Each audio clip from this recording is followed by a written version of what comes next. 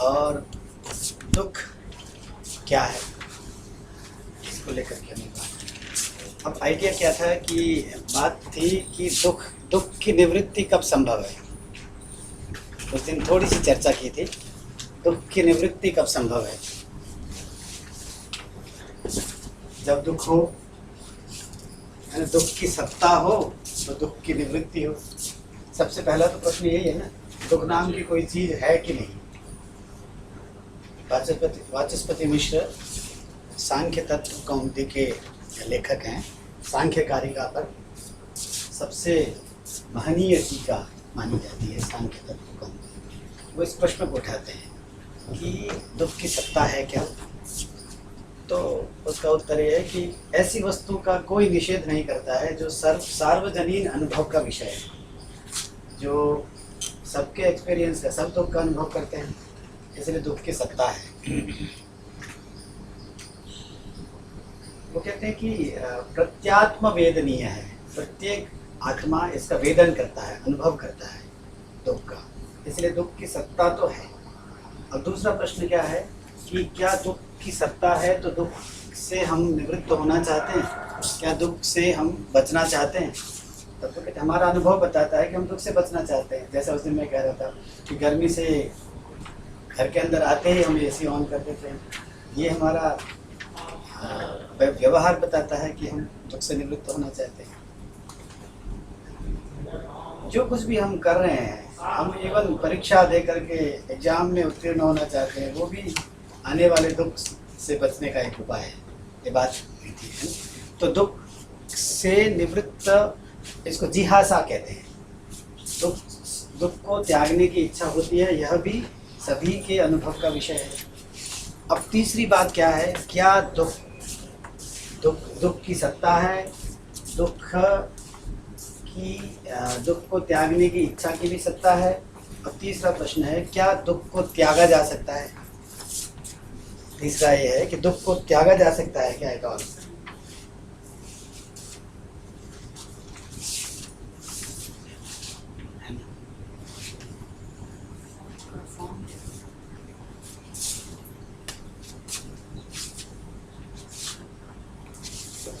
एक शब्द का समुच्छेद का अर्थ होता है त्यागना। दूसरा कोई है ना इसमें जो दिख भी जाए।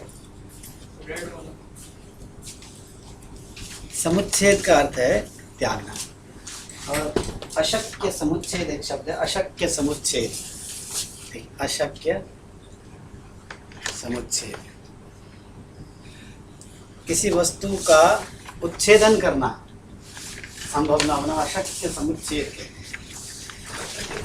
अशक्य माने जिसका निवारण संभव नहीं है, जिसका समुच्छेद संभव नहीं है, जिसका उन्मूलन संभव नहीं है, उसको अशक्य समुच्छेद कहते हैं। जैसे मृत्यु है, मृत्यु का उन्मूलन संभव है, अभी तक का हमारा अनुभव क्या बताता है। तो मृत्यु एक तरह से अशक्य समुच्छेदता का विषय है। जी, इनएविटेबल का मतलब क्या होता है कि इसको टाल नहीं सकते, इसको टाल नहीं सकते ना। हाँ, मतलब क्या कहना चाहिए मैडम, अशक्य समुच्छेद का मतलब। अब क्या, जैसे किसी वस्तु का उन्मूलन संभव नहीं है यदि वह वस्तु नित्य हो। अगर दुख नित्य होता तो हम उसके त्याग की बात सोच सकते थे। नित्य माने जिसका आदि और अंत नहीं है, हम उसी वस्तु को त्यागने के बारे में सोच सकते हैं जो नित्य नहीं है, जिसको त्यागा जा सकता है ना। तो दो तरह के शब्द हैं। यह है कि अशक्य समुच्छेदता बाति दुःखस्य नित्यत्वात्। अगर दुख क्या होता, नित्य होता। अगर दुख नित्य होता तो किसी भी नित्य वस्तु का वारण संभव नहीं है। जैसे संसार में आकाश है, आकाश का वारण संभव नहीं है। तो दुख अगर नित्य होता, दुख तो उसके बारे में क्या हम सोच सकते थे कि उसको हटाने की बात नहीं सोच सकते थे। दूसरा एक और शब्द है उच्छेद, समुच्छेद। मैं एक दो ही ऐसे थोड़े से भारी भारी से शब्द दे रहा हूँ, बाकी आगे नहीं दूंगा मैं। समुच्छेद, उपाय,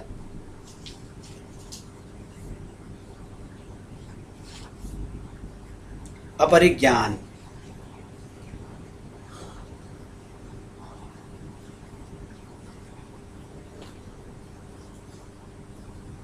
समुच्छेद, उपाय, अपरिज्ञानात्। समुच्छेद का, दुख के उन्मूलन के उपाय का ज्ञान मनुष्य कभी नहीं कर सकता। अगर दुख नित्य ना भी हो तो दुख निवृत्ति के उपाय को हम कभी भी नहीं जान सकते होते, तब भी इस ओर हम उद्यत नहीं होते।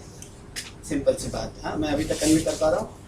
बात यह है कि दुख की सत्ता है, दुख निवृत्ति की इच्छा की सत्ता है। तीसरा प्रश्न है, क्या दुख को निवृत्त किया जा सकता है? अब इस बात यहाँ आकर के वो कह रहे हैं कि किस वस्तु को निवृत्त करने की निवृत्त नहीं किया जा सकता यदि वह वस्तु नित्य है। नित्य वस्तु का निवारण संभव नहीं है। सिंपल सा आइडिया है। और निवारण संभव हो भी हम उसके निवारण के उपाय को जान नहीं सकते, तब भी इसके बारे में हम उद्यत नहीं हो सकते हैं ना। अब प्रश्न यह है कि जैसे मैं उस दिन कह रहा था वाई सांख्य, इसका उत्तर क्या है कि दुख नित्य नहीं है। ठीक है, दुख नित्य नहीं है। हम अब उद्यम की ओर कर रहे हैं ना, हमें दुख निवृत्ति की ओर बढ़ रहे हैं। पहले तो पता करें क्या दुख निवृत्ति संभव है। तो हम कह रहे हैं संभव है, क्योंकि वह नित्य नहीं है। अगर जो वस्तु नित्य नहीं, उसको एलिमिनेट किया जा सकता है। दुख कैन बी एलिमिनेटेड। ये बात आई पहले। दूसरा, क्या समुच्छेद उपाय अपरिज्ञान है? क्या समुच्छेद का उपाय नहीं, उसका उपाय हम नहीं ढूंढ सकते, नहीं जान सकते? बोले यस, हम जान सकते हैं, है ना। इसका मतलब क्या हुआ? ये दोनों स्थिति नहीं है। ये दोनों स्थिति नहीं है, तो इसका मतलब ये है कि दुख की निवृत्ति का उपाय संभव है, दुख नित्य नहीं है, तो हम उपाय करके देख लेते हैं। अब शास्त्र को उपाय करना चाहिए या अदरवाइज भी हम दुख से निवृत्त हो सकते हैं। तो बात आई थी अदरवाइज दुख से निवृत्त होने के उपाय क्या था? साइंटिफिक उपाय बात कर रहे थे उस दिन। तो हमने क्या देखा था? जिस दुख की बात फिलोसोफर कर रहा है, ठीक है, जिस दुख की बात फिलोसोफर कर रहा है, उस दुख से निवृत्त होने का उपाय साइंटिफिक उपाय नहीं है। दूसरा क्या था? रिलीजियस उपाय। रिलीजियस उपाय क्या था? वेदोक्त उपाय, आनुश्रविक। दो तरह के शब्द थे, बताया गया होगा बार बार। दृष्ट उपाय, इसके लिए मैंने क्या अनुवाद दिया? Scientific means. अच्छा, अनुश्रव किसे कहते हैं? श्रुति समझते हैं ना आप? अनुश्रूयते इति अनुश्रव। वेद का पाठ, पहले लेखन पद्धति का विकास हो, इससे पहले वेद का पाठ कैसे किया जाता था? श्रुति परंपरा से। अनुश्रूयते इति अनुश्रव। अनुश्रव ना का अर्थ होता वेद। अनुश्रव माने वेद। और आनुश्रविक का अर्थ होता है वैदिक। इसका मतलब वेद के द्वारा प्रतिपादित उपाय, आनुश्रविक उपाय। आनुश्रविक उपाय क्या है? याग आदि क्रियाएं कर लीजिए और दुख से मुक्त हो लीजिए इन द फॉर्म ऑफ स्वर्गोपलब्धि, है ना, स्वर्ग को पा लिया। आनुश्रविक उपाय। इन दोनों उपायों में कौन अधिक दीर्घकालिक है? निश्चित रूप से आनुश्रविक उपाय दीर्घकालिक है। कैसे दीर्घकालिक है? स्वर्ग के रूप में हम याग आदि का फल प्राप्त करते हैं। अब प्रश्न ये है, मान के चल रहा है, जो आनुश्रविक उपाय दे रहा है वो ये मान के चल रहा है कि स्वर्ग नित्य है। स्वर्ग एक सुख विशेष का नाम है। यन्न दुखेन संविन्नम, जो दुख से मिश्रित नहीं है।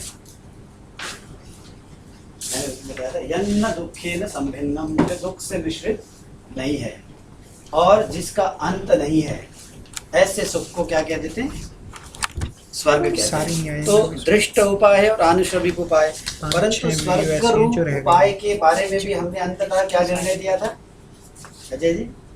कि ये भी हाँ, क्योंकि ये याग रूप उत्पन्न हुआ है, उत्पन्न हुआ है। जो वस्तु उत्पन्न होती है वह वस्तु एक न एक दिन समाप्त होती है ना? तो अर्नड है, और अर्निंग आपकी कितनी भी बड़ी हो, एक पॉइंट पर आकर के वो समाप्त हो जाएगी। इसलिए जो तथाकथित आनुश्रविक उपाय के रूप में आप उपाय दिखा रहे हो, वो भी उपाय उस दुख की निवृत्ति का उपाय नहीं है जो फिलोसोफर का दुख है। तो तीसरा, अब ये दोनों के दोनों उपाय वास्तव में उपाय नहीं है। तब प्रश्न होता है, सांख्य की एंट्री तब होती है। सांख्य कहता है कि हम आपको दुख के आत्यंतिक और ऐकांतिक निवृत्ति का उपाय बताते हैं। आत्यंतिक माने परमानेंटली, और ऐकांतिक माने इनवेरिएबल। ये दो शब्द। अब ये क्या है? दुख से आत्यंतिक निवृत्ति और इनवेरिएबल, क्या आत्यंतिक और ऐकांतिक निवृत्ति अपने आप में क्या है? अत्यंत पुरुषार्थ, एक शब्द लिख लें। सांख्य दर्शन का पहला सूत्र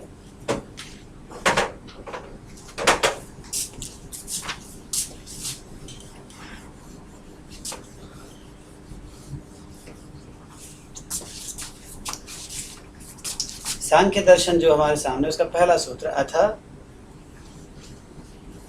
त्रिविध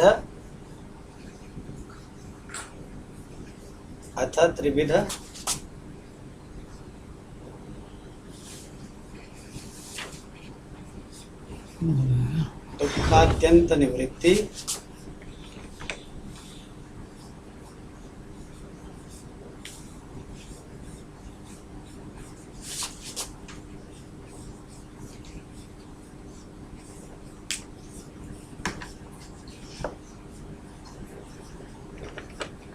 देखिए, त्रिविध दुख अत्यंत निवृत्ति है ना, अत्यंत पुरुषार्थ।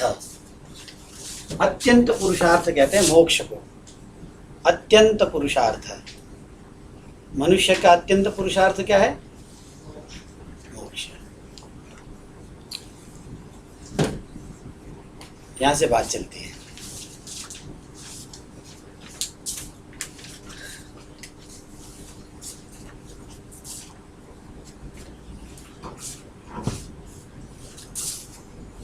अब शास्त्र एज ए फिलोसफी, उसकी बात चल रही है।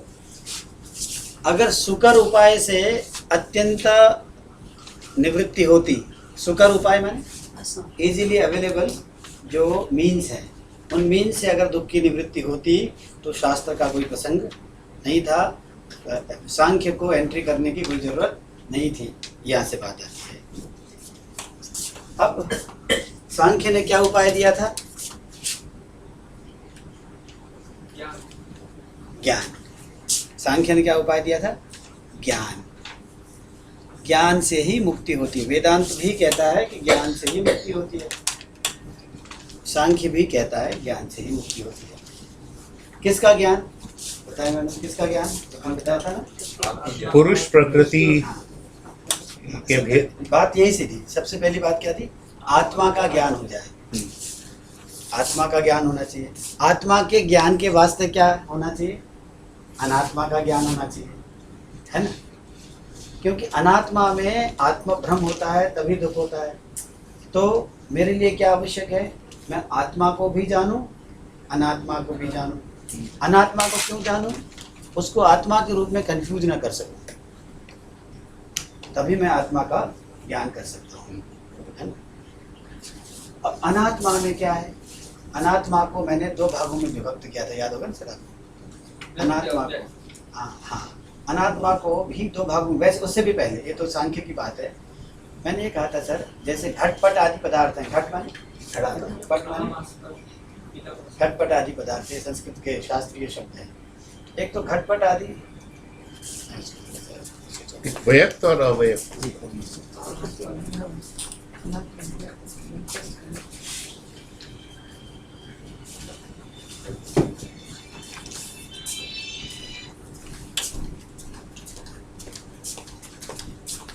मैंने ये बताया था सर कि ये जो मैटर है ना, मैटर से बनने वाली चीज़ें दो प्रकार की हैं। एक तो कॉन्क्रीटली पता लग जाता है कि ये मैटर है, उसमें आत्मभ्रम किसी को भी नहीं होता है। जैसे इसमें आत्मभ्रम होगा किसी को भी नहीं होगा। दस्तर में, टेबल में, चेयर में, पेड़ पौधों में कभी भी आत्मभ्रम नहीं हो सकता है। तो अनात्मा, अनात्मा किसे कहते, नॉन सेल्फ है ना, अनात्मा नॉन सेल्फ। अनात्मा जो घटपट आदि वस्तुएं हैं। दूसरा अनात्मा में क्या है, अजय जी उस दिन थे ना, हमेशा ही थे आप तो इसमें। हाँ, मैंने कहा था शरीर और इंद्रिय, मन, है ना, इनको हम इदम कह के बोलते हैं जी। मन, इंद्रिय, इस अच्छी बात, ये बात चलती, मन, इंद्रिय, प्राण, हम इनमें से किसी को आत्मा समझ लेते हैं, जबकि ये क्या है, मटेरियल है ना सर। यही तो बात हुई थी कि इनमें से किसी को आत्मा समझने की प्रवृत्ति दैनंदिन व्यवहार में हम देखते ही रहते हैं। मैंने एग्जाम्पल भी दिए थे। तो इस यहाँ किसी को भ्रांति नहीं होती, यहाँ भ्रांति होती है, अनात्मा। इसीलिए मैं जब अनात्मा को भी समझ लेना चाहिए अच्छी तरह से कि पकड़ पकड़ के देखो कौन आत्मा जैसा दिखता है, किसमें आत्मा की भ्रांति हो सकती है। ये फॉरेन लैंग्वेज सिखाते हैं ना मैम, तो लैंग्वेज टू लैंग्वेज, मान लीजिए कि आप जापानी बच्चों को आपको हिंदी सिखानी है, तो हिंदी सीखते हुए जापानी बच्चे अपनी लैंग्वेज के संस्कार के कारण कहाँ कहाँ गलती करते हैं। फॉरेन लैंग्वेज एक्सपर्ट्स जो है ना, उन सब गलतियों को आइडेंटिफाई कर लेते हैं। उसके बाद स्पेसिफिक ग्रुप ऑफ स्टूडेंट्स को सिखाने के लिए वो एक टूल्स डेवलप करते हैं। उसी तरह से वो क्योंकि माइन्यूटली ऑब्जर्व करते हैं कि एक कोरियन स्टूडेंट्स अगर इंग्लिश सीख रहे हो तो कहाँ कहाँ गलती हो सकती है, पहले से ही उनको आइडेंटिफाई करके उनको। जैसे बंगाली को जेंडर का नहीं पता होता, हिंदी में जो जेंडर यूज करते हैं। जैसे हम हिंदी सिखा रहे हैं, हमें तो हिंदी सिखाने का काम किया, टा ठा डा ढा ड़ा, ये ध्वनियाँ अधिकांश देशों के छात्रों को पढ़ाना बहुत कठिन हो जाता है, नहीं बोल पाते हैं। तो और जैसा मैं पहले भी चर्चा कर रहा था कि ये जो आ है ना, आ और आ में भेद नहीं होता सर, वो आ ही बोलते हैं, आ बोलते हैं। और कई बार ला नहीं बोल पाते, ला की जगह क्या बोलते थे, रा बोल जाते हैं। तो उनके यहाँ ह्रस्व वर्ण होता ही नहीं है। मैं इसका विक्टिम रहा हूँ, मैं अपना टाइटल लिखता हूँ ऐसा है, ऐसा है सर मेरा नाम है। तो अक्सर वो बच्चे मेरे लिए क्या लिख देते थे, क्योंकि वो इसको दीर्घ कर देंगे, इसको भी दीर्घ कर देंगे, इसको रा कर देंगे। देखिए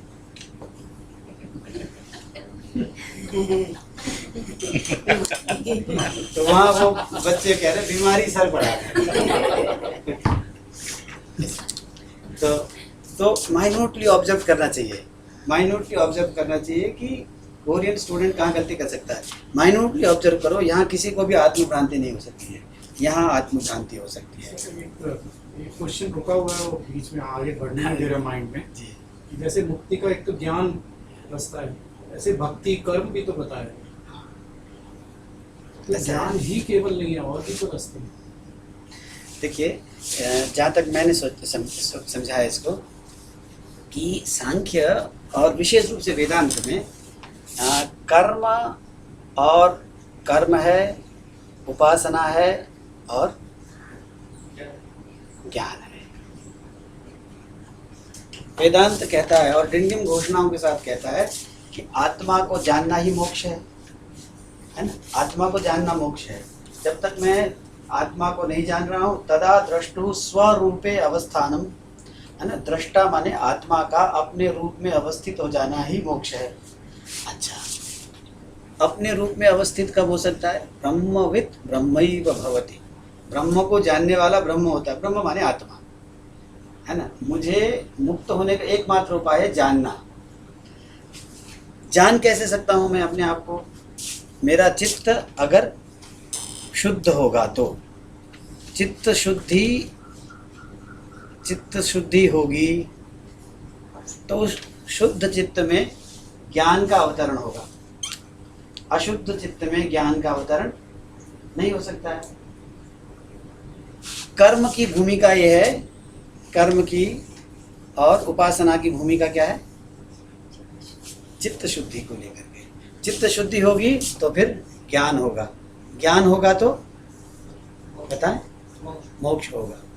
तो मोक्ष का साक्षात साधन क्या हुआ? बताएं मैडम, मोक्ष का साक्षात साधन क्या हुआ? ज्ञान। पर ज्ञान की संभावना कब हो सकती है? अगर ज्ञान, हाँ, ज्ञान का अवतरण शुद्ध चित्त में ही हो सकता है। इस तरह से परंपराया उपासना का भी, परंपराया ज्ञान का भी, उपासना की और कर्म की भी भूमिका है। यही तो भक्ति है सर। ये बहुत फोकस के साथ वेदांत में कहा गया है। सांख्य में इतना फोकस नहीं है इसमें। सांख्य में कहते हैं कि ज्ञान से मुक्ति होती है, आत्मा अनात्मा विवेक चाहिए पहले। यहाँ ये मूल बात है। सांख्य योग में इसके लिए एक शब्द है विवेक ख्याति। बात आई थी विवेक ख्याति, सत्व पुरुष अन्यता ख्याति। सत्व 3-4 शब्द में लिखा है। सत्व माने चित्त, सत्व माने चित्त, और पुरुष माने पुरुष, प्रकृति। सत्व पुरुष अन्यता ख्याति। अन्यता माने, अन्यता का अर्थ है डिफरेंस। अन्यथा नहीं सर, अन्यता। हाँ, अन्यता, otherness, the otherness, distinctness between the pure consciousness and the mind. Mind means matter. हाँ, ये जो है इसी को विवेक ख्याति भी कहते हैं। विवेक ख्याति।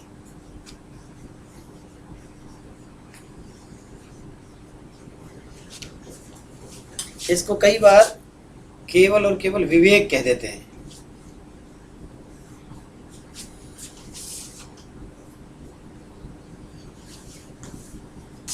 मैं धीरे धीरे चलने का प्रयास कर रहा हूँ।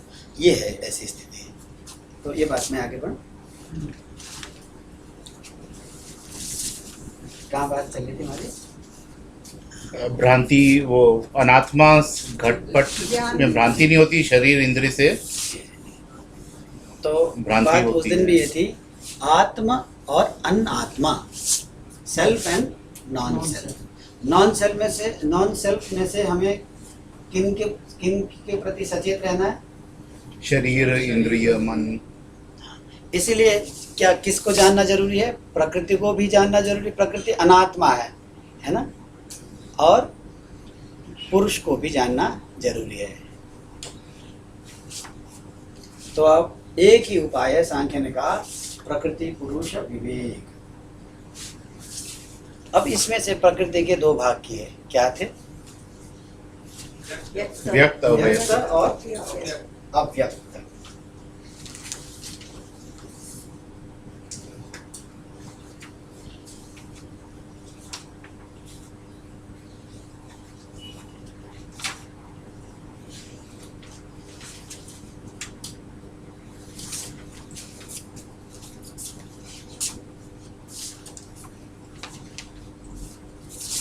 व्यक्त,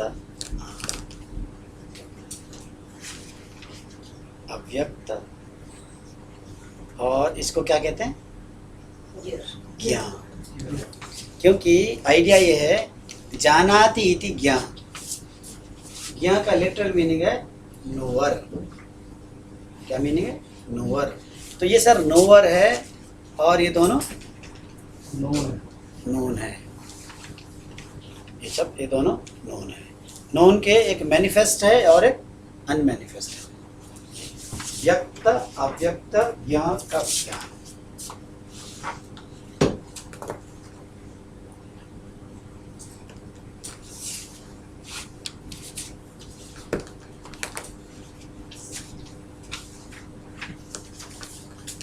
अब आपके पास लिस्ट है,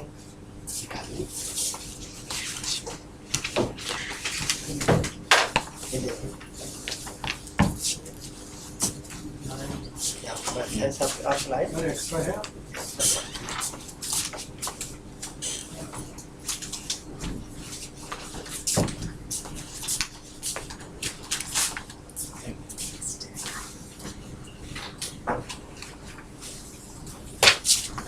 प्रकृति।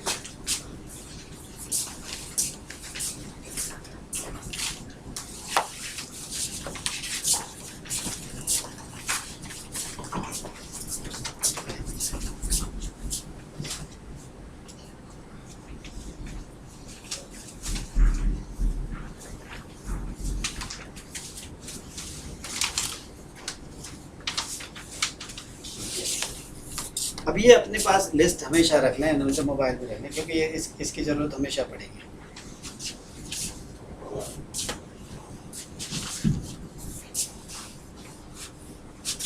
अब इसको मैडम ने भी शायद बताया आपको कि ये देखिए पुरुष है और ये प्रकृति है। इस प्रकृति को प्रकृति कहते हैं। अगला शब्द क्या है? प्रधान कहते हैं, अव्यक्त कहते हैं। एक ही बात है, अव्यक्त प्रकृति कह लीजिए।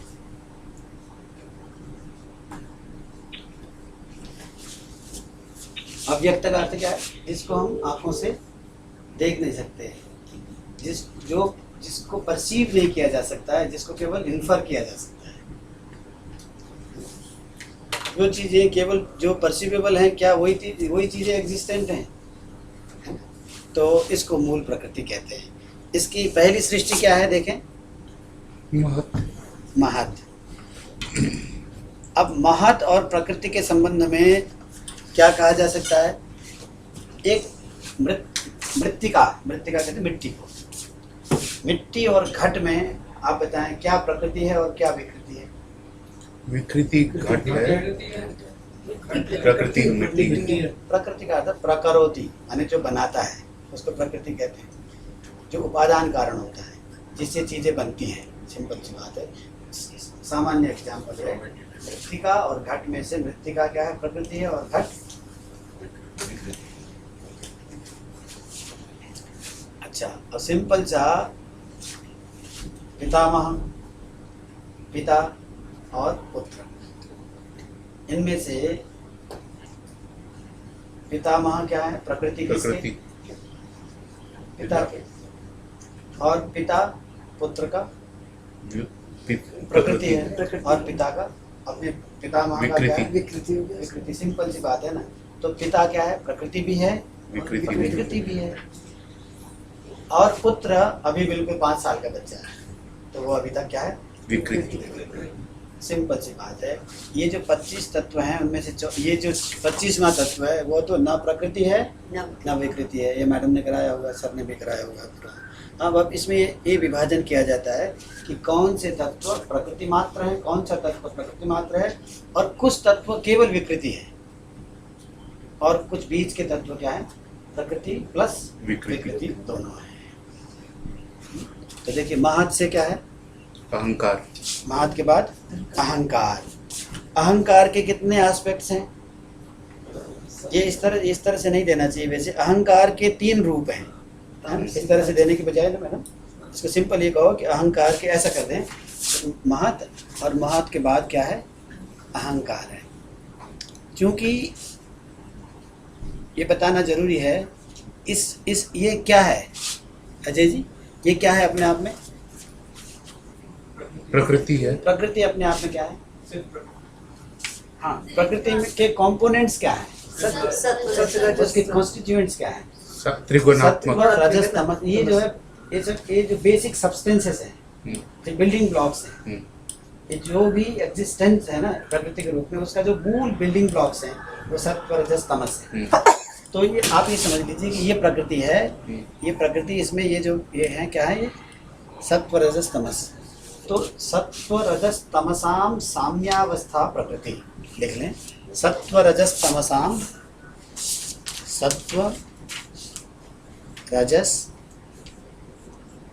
तमसाम साम्यावस्था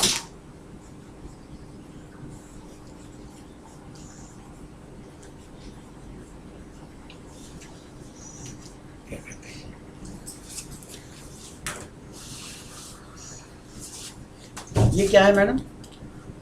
सत्व, रजस, तमस है ना? ये पार्टिकल्स हैं जी।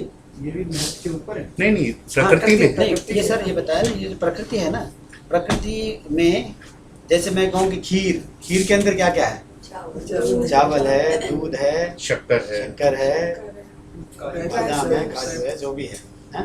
वो खीर के इंग्रेडिएंट्स है ना, कॉन्स्टिट्यूएंट, तो कॉन्स्टिट्यूएंट्स है ना, तो ये प्रकृति के कॉन्स्टिट्यूएंट्स हैं, ये सब मिलकर के प्रकृति का निर्माण करते हैं।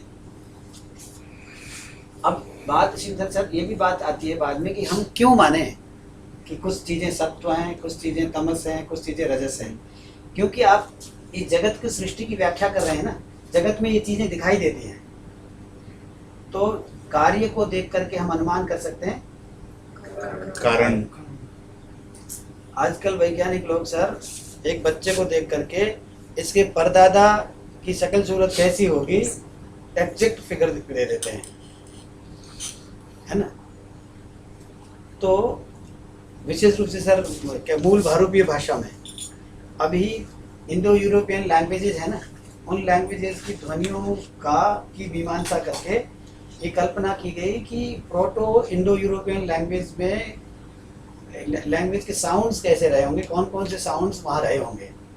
क्योंकि अभी कुछ ऐसे साउंड्स हैं जो हिंदी से लुप्त हो गए हैं, हो सकता है पर्शियन में, और हम दोनों पर्शियन और हिंदी एक ही कॉमन लैंग्वेज से डेवलप दो लैंग्वेजेज हैं, तो उस कॉमन लैंग्वेज में दोनों के फीचर्स रहने चाहिए, है ना। नहीं तो कुछ एडिशनल फीचर्स आ गए हैं तो उसके कारण मुझे बताने पड़ेंगे।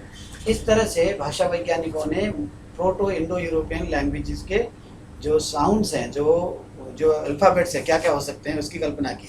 इसी तरह से जगत को देख करके जगत में कितनी तरह की चीज़ें देखी जाती हैं, किस तरह के स्वभाव वाली चीज़ें देखी जाती हैं, ये स्वभाव कहाँ से आया होगा। तो कह रहे हैं सत्व रजस तमस इसके मूल में होना चाहिए। इसके आगे सांख्य में इसकी लंबी चर्चा चलती है कि सत्व रजस तमस को क्यों माना जाए। अभी हम ये मान के चलें कि मूल प्रकृति में सत्व रजस तमस है, और यही सत्व रजस तमस सब जगह आगे भी चलता रहेगा। अब महत में क्या है, देखिए महत बुद्धि का नाम है। बुद्धि में हो सकता है कि 90% कंपोनेंट किसके होंगे? सत्व के। हो सकता है कि 7% कंपोनेंट्स किसके होंगे? तमस के, रजस के। और हो सकता है 3% कंपोनेंट्स किसके हो सकते हैं? ऐसी ये प्रोपोर्शन बदलता चला जाएगा।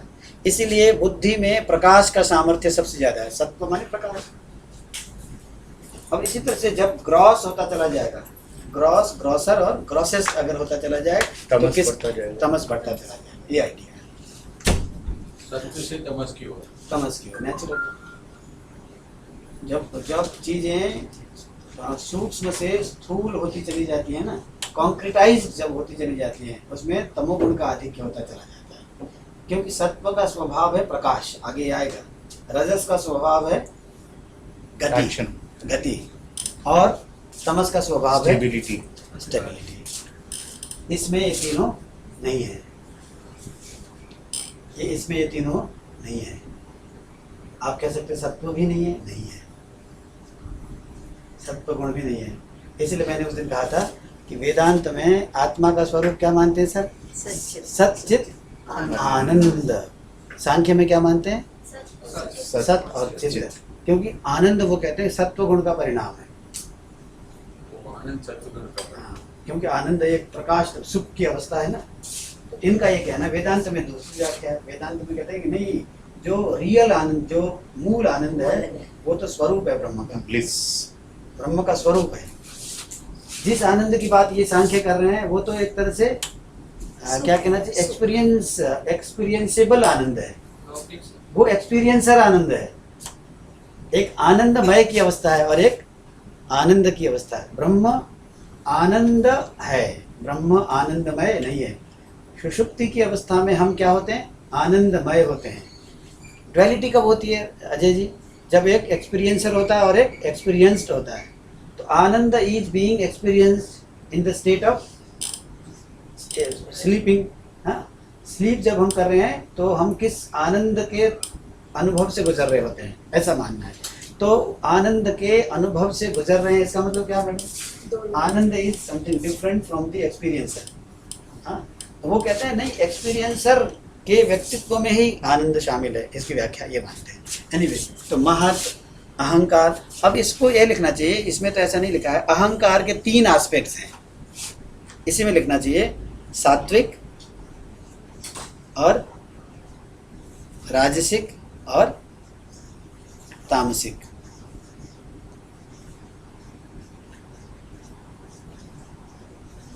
अब यहाँ देखिए, सात्विक, राजसिक, तामसिक यहाँ भी है सर, यहाँ भी है। यहाँ सृष्टि में ये कह रहे हैं कि सात्विक पार्ट से, अहंकार के सात्विक पार्ट से वो चीजें निकली हैं जो प्रकाश का कार्य करती हैं। ठीक है प्रीति, क्या क्या चीजें प्रकाश का? मनस, ज्ञानेंद्रिय, कर्मेंद्रिय, जो ग्रहण का कार्य करती है।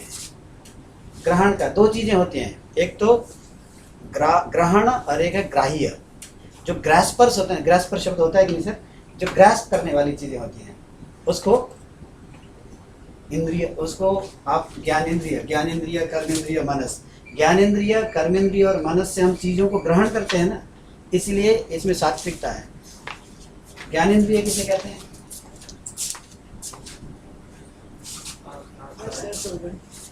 वो ज्ञानेंद्रिय कौन सी? ये आँख, ये ज्ञानेंद्रिय है जो बाहर दिख रही है? नहीं, छूना, देखना, इसकी अंदर की शक्ति है। ये तो क्या है, ये किससे बना है? ये तो फिजिकल पार्ट यहाँ से बनेगा, ये बात आई थी ना। तो ये सात्विक में क्या क्या है बताएं? 11 5 ज्ञानेंद्रिय, 5 11 तत्व, कर्मेंद्रिय और 1 मनस। मनस, है ना। तो ये जो 11 तत्व हैं ये सत्व से उद्भूत हैं, अहंकार के सात्विक पार्ट से उद्भूत हैं। अच्छा, अहंकार के तामसिक पार्ट से क्या उद्भूत हैं? उस दिन बाद चर्चा चली। 5 तन्मात्रा, 5 तन्मात्राएं क्या क्या हैं? रूप, रस, गंध, स्पर्श, शब्द। ये तन्मात्राएं, तन्मात्राओं का अर्थ मैंने क्या बताया था? That only. दैट ओनली का मतलब क्या था?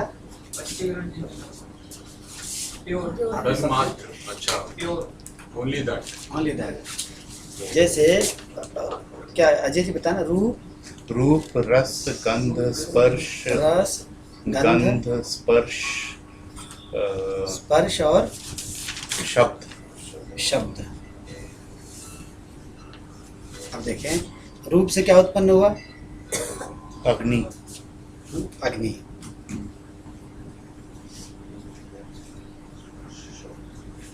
यहाँ थोड़ा सा हम समझते जाएंगे।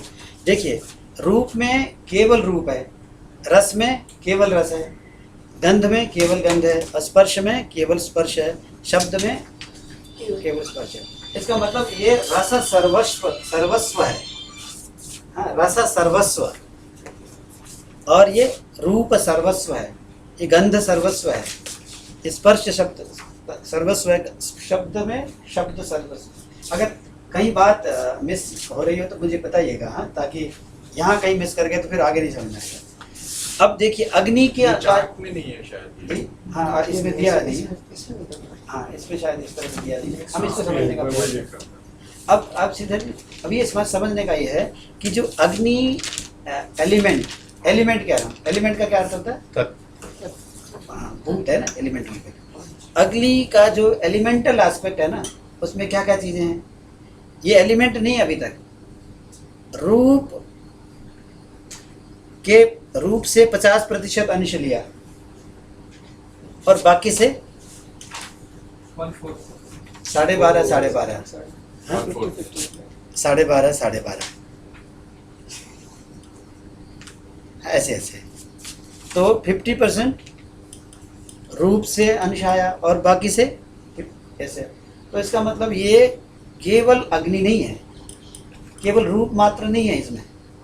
जो रूप तन्मात्रा से 50% हिस्सा लिया और बाकी तन्मात्राओं से 50% हिस्सा लिया, जिसको हम अग्नि कहते हैं ना, वो अग्नि ओनली नहीं है। हाँ, महाभूत। इसको कई बार सूक्ष्म भूत कह देते हैं, इसको स्थूल भूत कह देते हैं। इसको क्या कहते हैं? सूक्ष्म भूत। सूक्ष्म भूत सबसे अच्छा शब्द है, तन्मात्र, दैट ओनली। और ये दैट प्लस अदर्स, ये इम्प्योर फॉर्म में आ रहा है। इम्प्योर फॉर्म में। इम्प्योर फॉर्म में। तो जिसको हम अग्नि समझते हैं ना, वो केवल अग्नि नहीं है। और ये वैज्ञानिक लोग को इसकी परीक्षा करके क्या बताते हैं मुझे नहीं पता, परंतु सांख्य दर्शन के अनुसार जिसको हम अग्नि कहते हैं उसमें अग्नि के अंश, रूप का अंश 50% है, बाकी के अंश अलग अलग प्रतिशत होंगे। इसलिए ये रूप ओनली है, ये रूप प्लस अदर्स है, ऐसा। इसको सूक्ष्म भूत कहते हैं। मात्रा को इंग्लिश में क्या कहेंगे? दैट ओनली पढ़ा था मैंने। तन मात्रा का मतलब दैट ओनली, दैट माने रूप ओनली। यहाँ क्या रूप प्लस अदर्स। अच्छा अनुवाद और कुछ हो सकता है? ओनली ओनली मात्र इज ओनली, मात्र is only, so that only, that only, ऐसा अनुवाद पढ़ा मैंने कहीं। Translation दैट ओनली, तत्मात्र, तत्मात्र, तत् माने दैट। दैट, दैट ओनली ऐसा पढ़ा है मैंने। और भी कोई अच्छा अनुवाद दिखेगा तो देख लो, पर मैंने पढ़ा कहीं दैट ओनली। वो फिट कर रहा है। सर्टल एलिमेंट्स भी कई जगह यूज किया हुआ है तन्मात्रा के लिए। अच्छा, सर्टल एलिमेंट्स, सूक्ष्म। हाँ कहा गया होगा, परंतु ये इसका आइडिया ये है, वेदांत में इसको कहते हैं पंचीकरण। पंचीकरण का मतलब 5 भागों में विभक्त कर देना। विधा विधाय चैकैकम प्रत्येकम चतुर्थ, ऐसा कुछ करके है ये।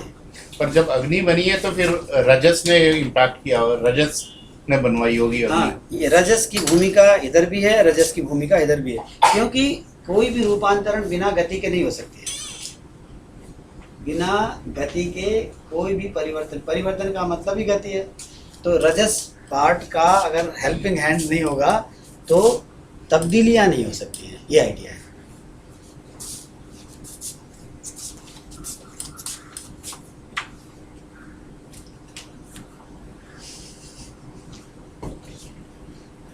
समय बचेगा तो हम ये भी जानने का प्रयास करेंगे। इसीलिए अग्नि में इसके गुणधर्म तो रहते हैं, इनके भी गुणधर्म रहते हैं। पंचीकरण की प्रक्रिया है ना, उसमें बहुत विस्तार से बताया गया है ये। अच्छा, अब ये यहाँ से क्या बना, रूप से क्या बना? अग्नि, अग्नि, रस से जल, जल, और ये पृथ्वी, इससे वायु, पृथ्वी, इससे वायु, वायु, आकाश। और इससे आकाश, है ना। अब बताइए हमारे पास कितना तत्व हो गया, कितने तत्व हो गए?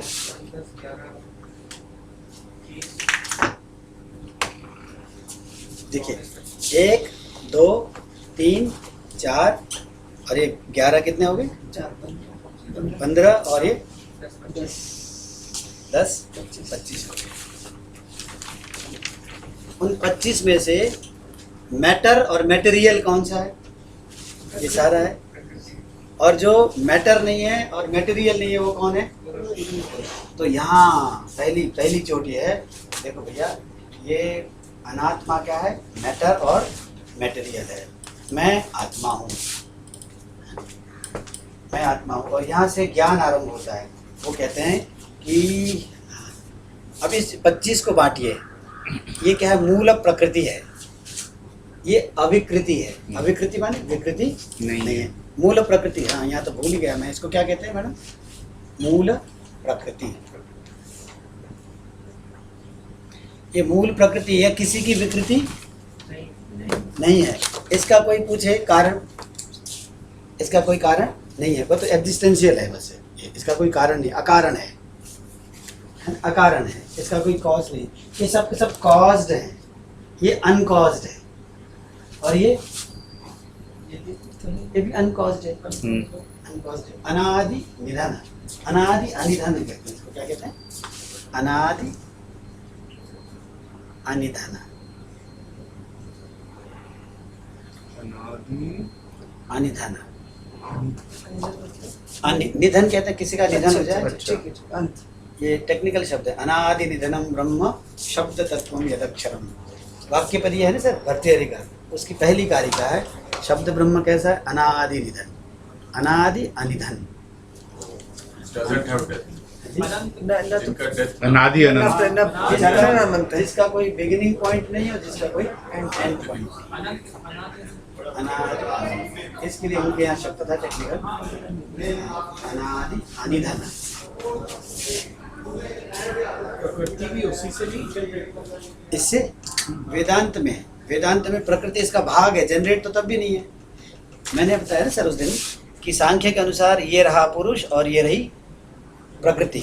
पुरुष और प्रकृति का इंडिपेंडेंट एग्जिस्टेंस है, मतलब प्रकृति एग्जिस्ट इंडिपेंडेंट ऑफ पुरुष एंड पुरुष एग्जिस्ट इंडिपेंडेंट ऑफ प्रकृति। वेदांत में क्या है? वेदांत में ऐसा है, ब्रह्म, ब्रह्म के अंदर क्या है? प्रकृति है। प्रकृति has existence, Brahman also has existence, but what is the difference between these two existences? It The has existence manifested itself to हाँ। experience itself. नहीं सर, मैंने इस दिन ये बात बताई थी कि देखिए ना, मैंने थिंकर और थिंकिंग की बात कही थी, तो ये डिपेंडेंट एग्जिस्टेंस है। दी एग्जिस्टेंस ऑफ प्रकृति depends upon the existence of Brahman, but the existence of Brahman does not depend upon the existence of प्रकृति। That is why Brahman exists independently. तो इंडिपेंडेंट एग्जिस्टेंस और डिपेंडेंट एग्जिस्टेंस, जो dependent existence है ना, उसको वो लोग कहते हैं असत है, वो एग्जिस्टेंस है ही नहीं। All my thoughts depend upon me. If I do not exist, can my thoughts exist? My thoughts exist, but they do not exist independent of me. हाँ, सिंपल सी बात है। सर, ये प्रकृति फिर अनादि हो गया। अनादि है, अनादि है तो सत है। हाँ अनादि है, सत है, परंतु वहाँ सत की परिभाषा क्या है? ये देखिए ना, सत की परिभाषा है जो जो स्वतंत्र है ना, वो स्वतंत्रम सत, परतंत्रम असत। जब जैसे अनादि है तो वो फिर परतंत्र कैसे हुई? परतंत्र होने में कहाँ असुविधा है? जैसे जब से आप हैं तब से आपकी नाक है कि नहीं? जबकि आपकी नाक आप पर डिपेंडेंट करता है ना, कहाँ सुविधा है? ये सर एग्जिस्टेंस को समझने का अंदाज है। सांख्य का एक अंदाज है, वेदांत का एक अंदाज है। वेदांत कहता है यूनिटरी है, जैसे ही मैं कहता हूँ एग्जिस्टेंस, एग्जिस्टेंस एक है या अनेक है। सामान्य रूप से एग्जिस्टेंस एक वचन में प्रयोग किया जाता है ना, उसको आप ब्रह्म कह लीजिए। ब्रह्मन इज नथिंग बट एग्जिस्टेंस, सत्ता ब्रह्म है, ये आइडिया है। अब एग्जिस्टेंस कहते ही एक यूनिटरी आइडिया है ना। एग्जिस्टेंस इंक्लूड्स कॉन्शियसनेस एंड प्रकृति, but consciousness is independent and प्रकृति is dependent upon the consciousness. ये वेदांत थ्योरी है। सांख्य थ्योरी है कि these two existences are independent existences. इसीलिए वेदांत में अभिन्न निमित्त उपादान कारण कहते हैं। लेकिन वेदांत में अब इससे तो जगत आया है, सारा संसार है ना, इससे जगत आया है।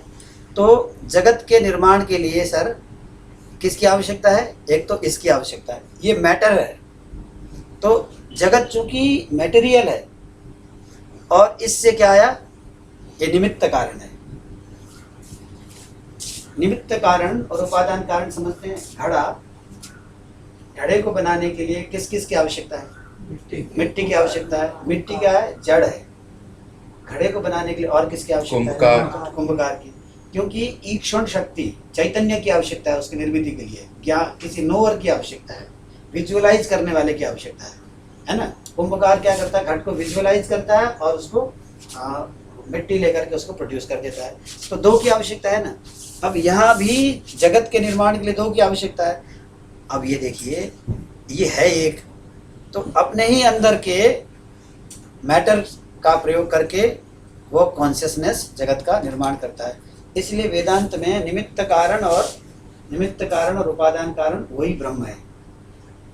ठीक है, निमित्त कारण और उपादान कारण वह ही ब्रह्म है। इसको कहते हैं अभिन्न निमित्त उपादान कारण। लिखे अभिन्न निमित्त कारण और उपादान कारण। अभिन्न मैडम ने बताया होगा शायद। अभिन्न ये शब्द नहीं, निमित्त उपादान कारण। अच्छा, अभिन्न निमित्त उपादान कारण, इसका मतलब निमित्त कारण और उपादान कारण दोनों के वन इन द सेम है, क्योंकि ये वन इन द सेम है एग्जिस्टेंस। इसके लिए एग्जाम्पल क्या है जी, आप बताएं। मकड़ी, मकड़ी क्या बनाती है? जाला। जाल बनाती है। कहाँ से बनाती है? अपने से बनाती है। अपने से लेकर के।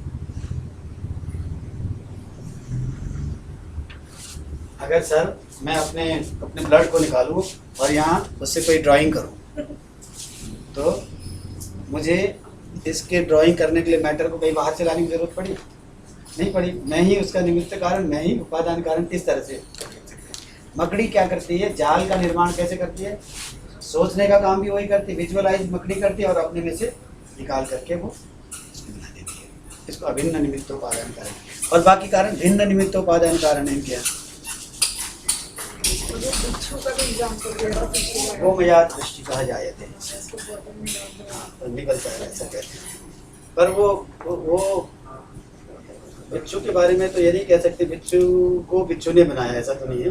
पर वहाँ लूता कहते हैं उसको, लूता, संस्कृत में इसको लूता कहते हैं। लूता। मैं उसके लिए एग्जाम्पल दे रहा था कि जो इनर्ट है ना, उससे भी कॉन्शियसनेस उत्पन्न हो सकता है। नहीं तो कहाँ से उत्पन्न हुआ बिच्छू? कोई एनवायरनमेंट कहाँ से आया?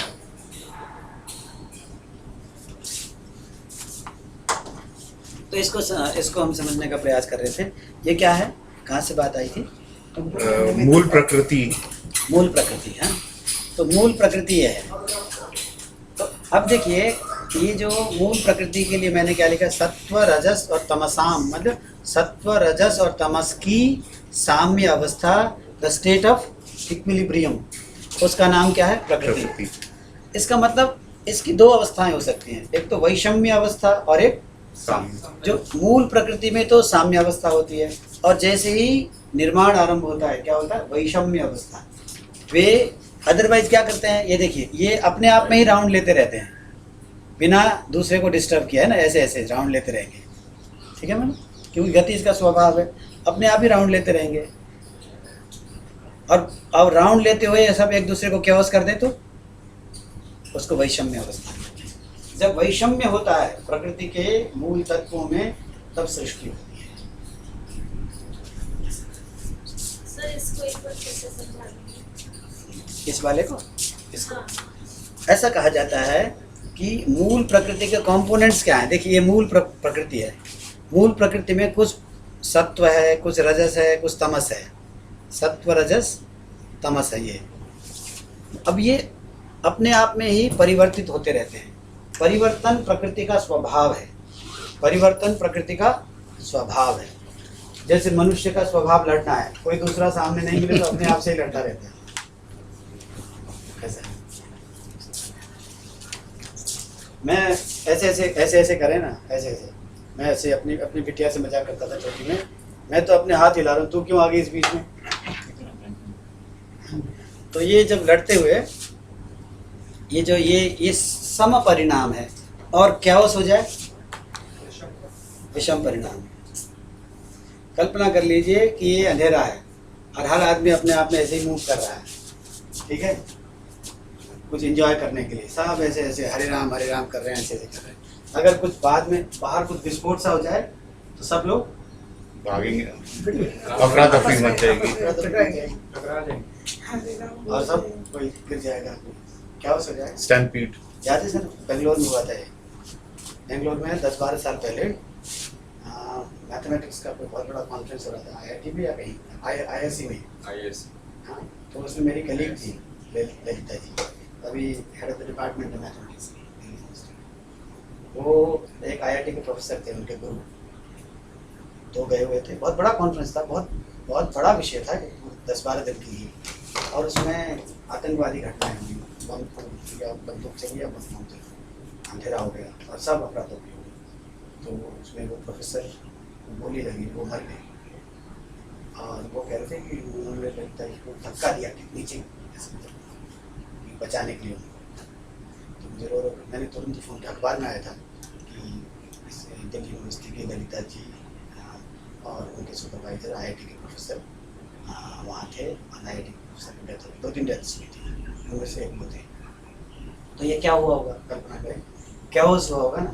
तो वो जो उसको विषम परिणाम कहते हैं। इसको विषम परिणाम, ठीक। तो एक तो है साम्य अवस्था, दूसरा क्या है, शब्द अगर थोड़ा सा कठिन लगे तो देखिए, वैषम्यावस्था। विषम और वैषम्य में फर्क है। एक ही बात, वैषम्यावस्था। वैषम्य Actually क्या होता है? क्रिएशन होता है। हाँ, ऐसा होता है, सम विषम, है ना। सम से बना साम्य, जो जिसको नेस कहते हैं, नेस। क्या होता है सर शब्द साम्य के लिए? सम का भाव, Equalness. सम का भाव, इक्विवेलेंस, इक्विनिमिटी, इक्विनिमिटी शब्द होता है, इक्वानिमिटी, इक्वानिमिटी, इक्वानिमिटी, तो बैलेंस है। इक्वानिमिटी ये शब्द मुझे याद आया। तो साम्य, और इसका विपरीत जो होता है वो वैषम्य होता है। विषम शब्द से वैषम्य, ये सब संस्कृत में सेकेंडरी सफिक्स कहते हैं इसको। सुंदर से क्या बनेगा? सौंदर्य, उदार से औदार्य, औदार्य। उदात्त से औदात्य, सम से साम्य, विषम से वैषम्य। एंट्रोपी भी है ये, एंट्रोपी पता है कुछ? Disturbance. Disturbance, entropy is disturbance. अच्छा, सेंट्रोपी, CENTROPY।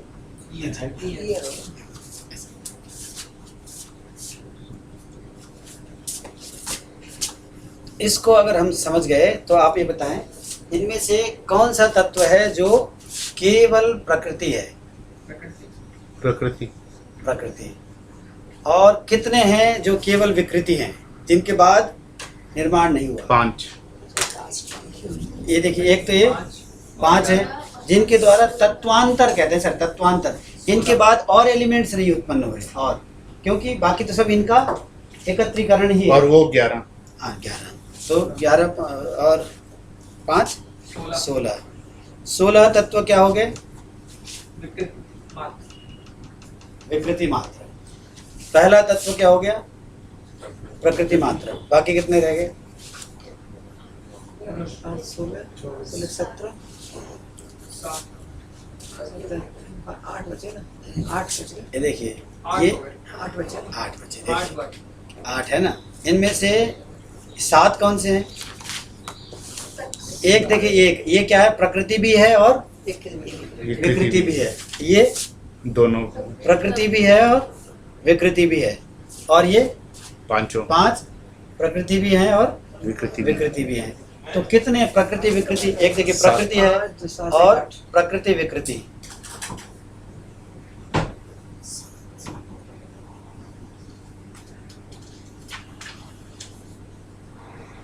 ये है 7, ठीक। अच्छा, केवल विकृति कितने हो गए बताएं? 16। और ना प्रकृति ना विकृति, ना प्रकृति, मैं संस्कृत में लिख रहा हूं।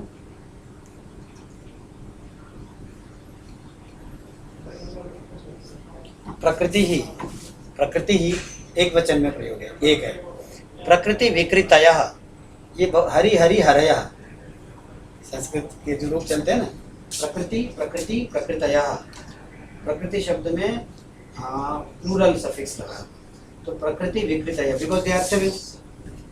और जो 16 है वो क्या है? विकृतयः, विकृतयः। और जो एक है, जो ना प्रकृति ना विकृति, पुरुष। तो ये 5 प्रकार के पदार्थों को मैं 4 प्रकार के ग्रुप में डाल सकता हूँ। आइडिया क्या है सर? आइडिया है, हमने इसको आइडेंटिफाई कर लिया, ना तो पुरुष प्रकृति है ना पुरुष विकृति है। हमारा उद्देश्य वो है सर, हम आत्म साक्षात्कार के लिए चले। मन विकृति ये है सर। 5 ज्ञानेंद्रिय, 5 कर्मेंद्रिय और मनस। मन भी है ना, मन है। ये जो है टर्मिनल तत्व जो है एक तरह से टर्मिनल है। बियॉन्ड दैट फर्दर क्लासिफिकेशन और कुछ पड़ता नहीं है। तो इस तरह से तो मन को हम कहाँ देख पा रहे हैं? मन को देख रहे हैं। मन एक तत्व के रूप में यहाँ है, और मन की वृत्तियाँ हैं। जो कुछ भी हम संसार में जानते समझते हैं ना, वो मन की वृत्तियाँ हैं। मन चूँकि मन में क्या तत्व है? सत्व, रजस, तमस है। इसीलिए मन अपने रजोगुण के कारण जाता है, गति करता है, और गति करता है और जिस पदार्थ में जाता है उसके आकार से आकारित हो जाता है। ये आइडिया है ना मन। मन इज इक्विवेलेंट टू माइंड इस चार्ट में। सर वेस्टर्न फिलोसफी में ना माइंड एंड मैटर जब कहा जाता है तो मैटर बोलो कि मैटर तो मैटर है, माइंड किसको कहते हैं? कॉन्शियसनेस को कहते हैं। इसीलिए ना तो माइंड नहीं कहना चाहिए, एन इंस्ट्रूमेंट ऑफ नोइंग कहें। मन का इक्विवेलेंट नहीं, ये चार्ट में मन दिया हुआ है, हाँ, मन। माइंड माइंड दिया है तो तो इसको मन लिख लेंगे तो करेक्ट। मनस। इसीलिए कई बार अनुवाद करने में दिक्कत होती है। और बस मुझे तो सर बहुत बाद में पता चला है कि वो माइंड का मतलब कॉन्शियसनेस को कहते हैं। हमने तो कभी वेस्टर्न इंग्लिश पढ़ते थे मनस, दो क्योंकि mind है। हमारे यहाँ ना मन का मतलब तो मन है, आत्मा अलग है।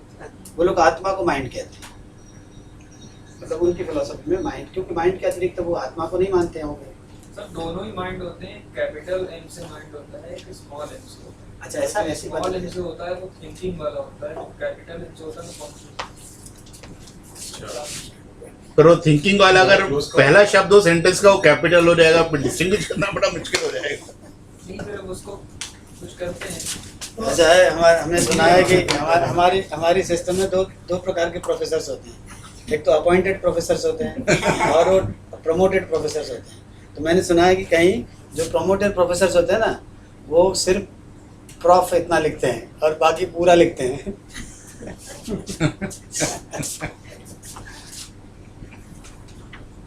क्या बताएंगे हमें आज ना इसको काफी आगे तक चर्चा करना चाहता हूँ। सात्विक में ही है।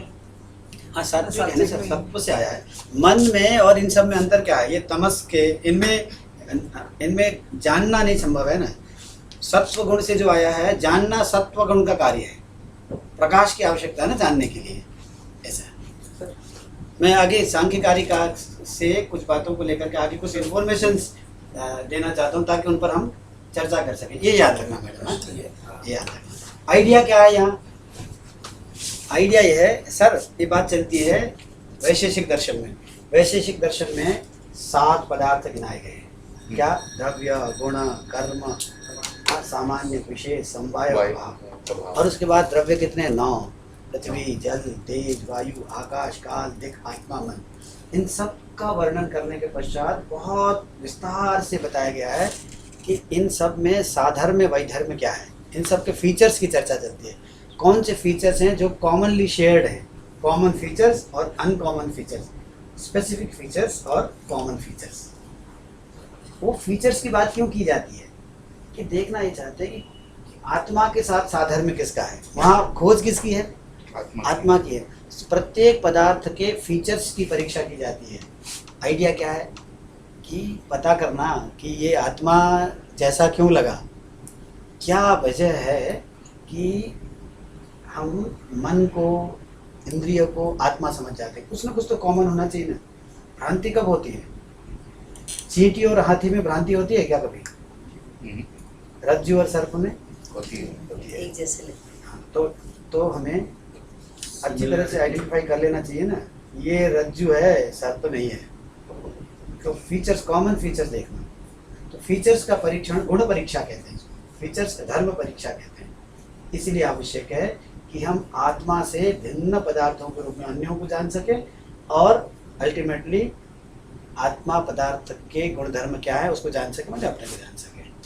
ये आइडिया है। तो यहाँ से बात आई। तो ये थोड़ा सा याद रख लें।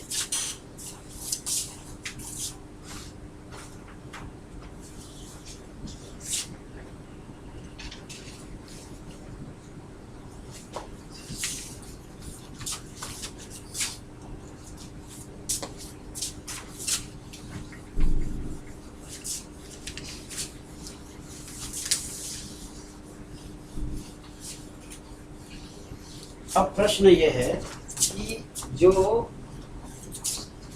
चीज़ें देखने में आती हैं उनकी तो सत्ता मैं स्वीकार कर लूँ। जो चीज़ें देखने में नहीं आती, इसमें से कितनी चीज़ें, लगभग अधिकांश चीज़ें देखने में नहीं आती हैं, हम उनकी सत्ता को क्यों स्वीकार करें? सत्ता मतलब अस्तित्व, एग्जिस्टेंस। Ontological reality.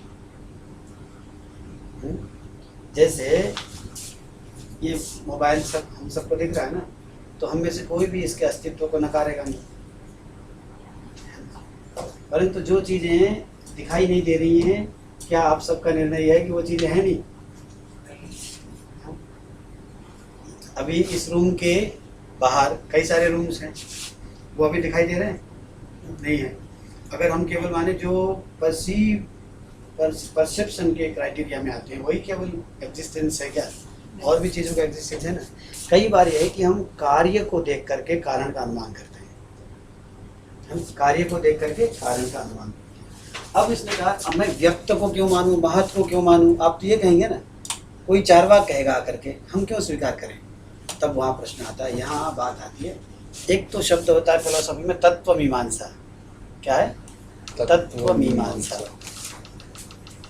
तत्व मीमांसा का मतलब क्या होता है? कौन कौन से तत्व मानने चाहिए।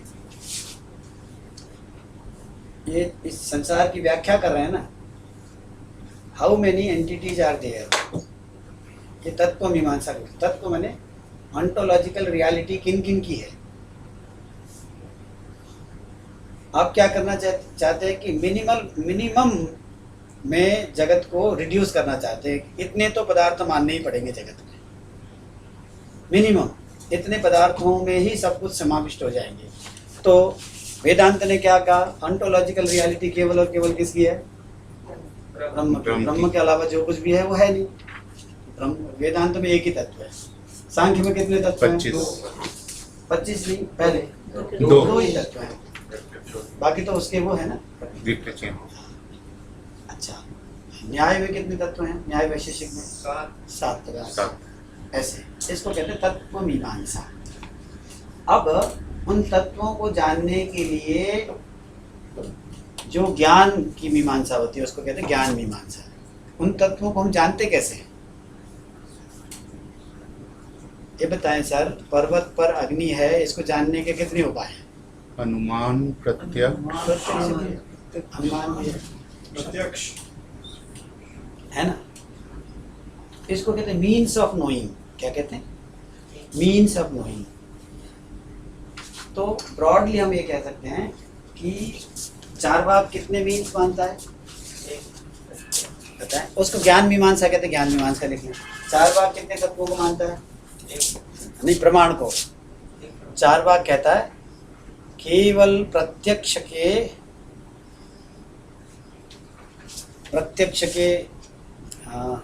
परिधि में जो विषय आते हैं हम केवल उनकी सत्ता को स्वीकार करते हैं। आकाश प्रत्यक्ष नहीं है, इसलिए आकाश की सत्ता को चारवाक स्वीकार नहीं करता है। आकाश कहाँ दिखाई देता है? आकाश अनुमान का विषय है, क्योंकि शब्द हम सब के अनुभव में आता है। शब्द एक गुण है, फीचर है, कहाँ रहता है?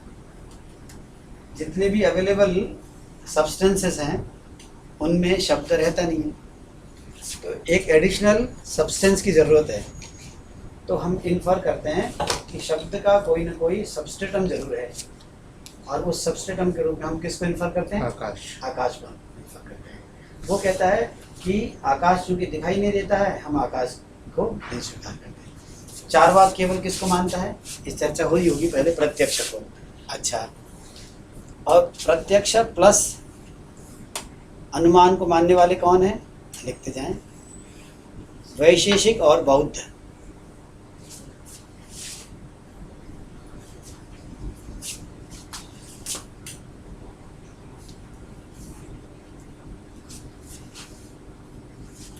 तीसरा है शब्द प्रमाण। शब्द प्रमाण किसे कहते हैं? इसको आप्त प्रमाण भी कहते हैं, आगम प्रमाण भी कहते हैं। आगम प्रमाण माने किसी ट्रस्टवर्थी व्यक्ति के द्वारा बोला गया सेंटेंस। इसको अजय जी क्या कहते हैं? एक शब्द था ना, टेस्टिमोनी, वर्बल टेस्टिमोनी। ये परसेप्शन है और ये इन्फरेंस है और ये वर्बल टेस्टिमोनी है। अच्छा, ये शब्द और आगम एक ही बात। आगम प्रमाण, शब्द प्रमाण कह लें। A sentence spoken by a trustworthy source। आगम। और एक उपमान। प्रमाण क्या है? उपमान। उपमान। एक्स्ट्रा कौन मानता है? न्याय। न्याय। एक अर्थापत्ति है।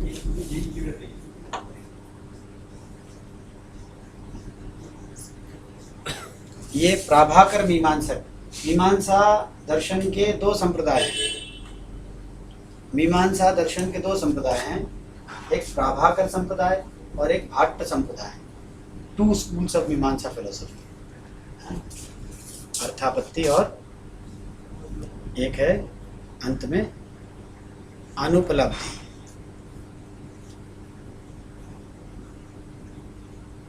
ये भाट्ट मानते हैं।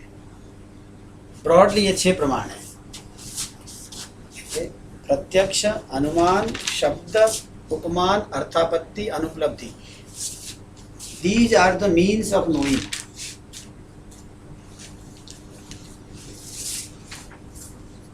वो पहले 3 तो क्लियर है, बाकी 3 का कोई एग्जांपल दे। जी।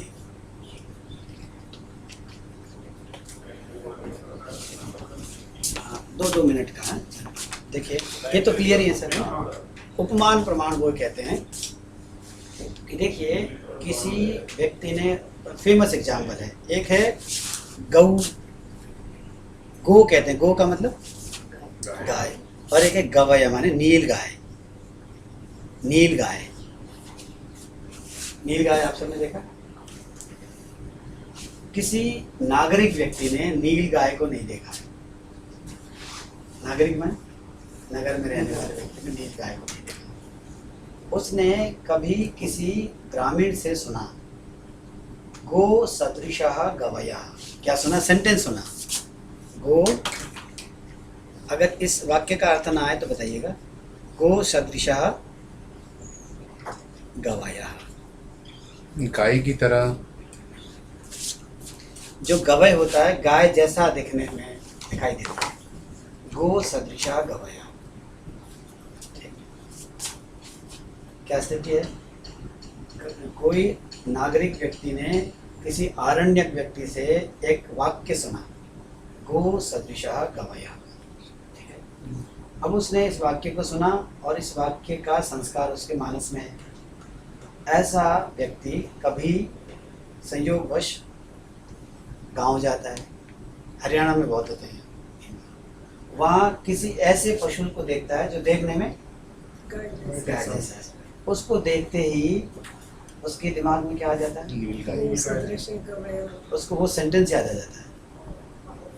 पहले तो फर्स्ट पॉइंट ऑफ इंस्टेंस जिसको कहेंगे, पर टाइम में उसने क्या देखा?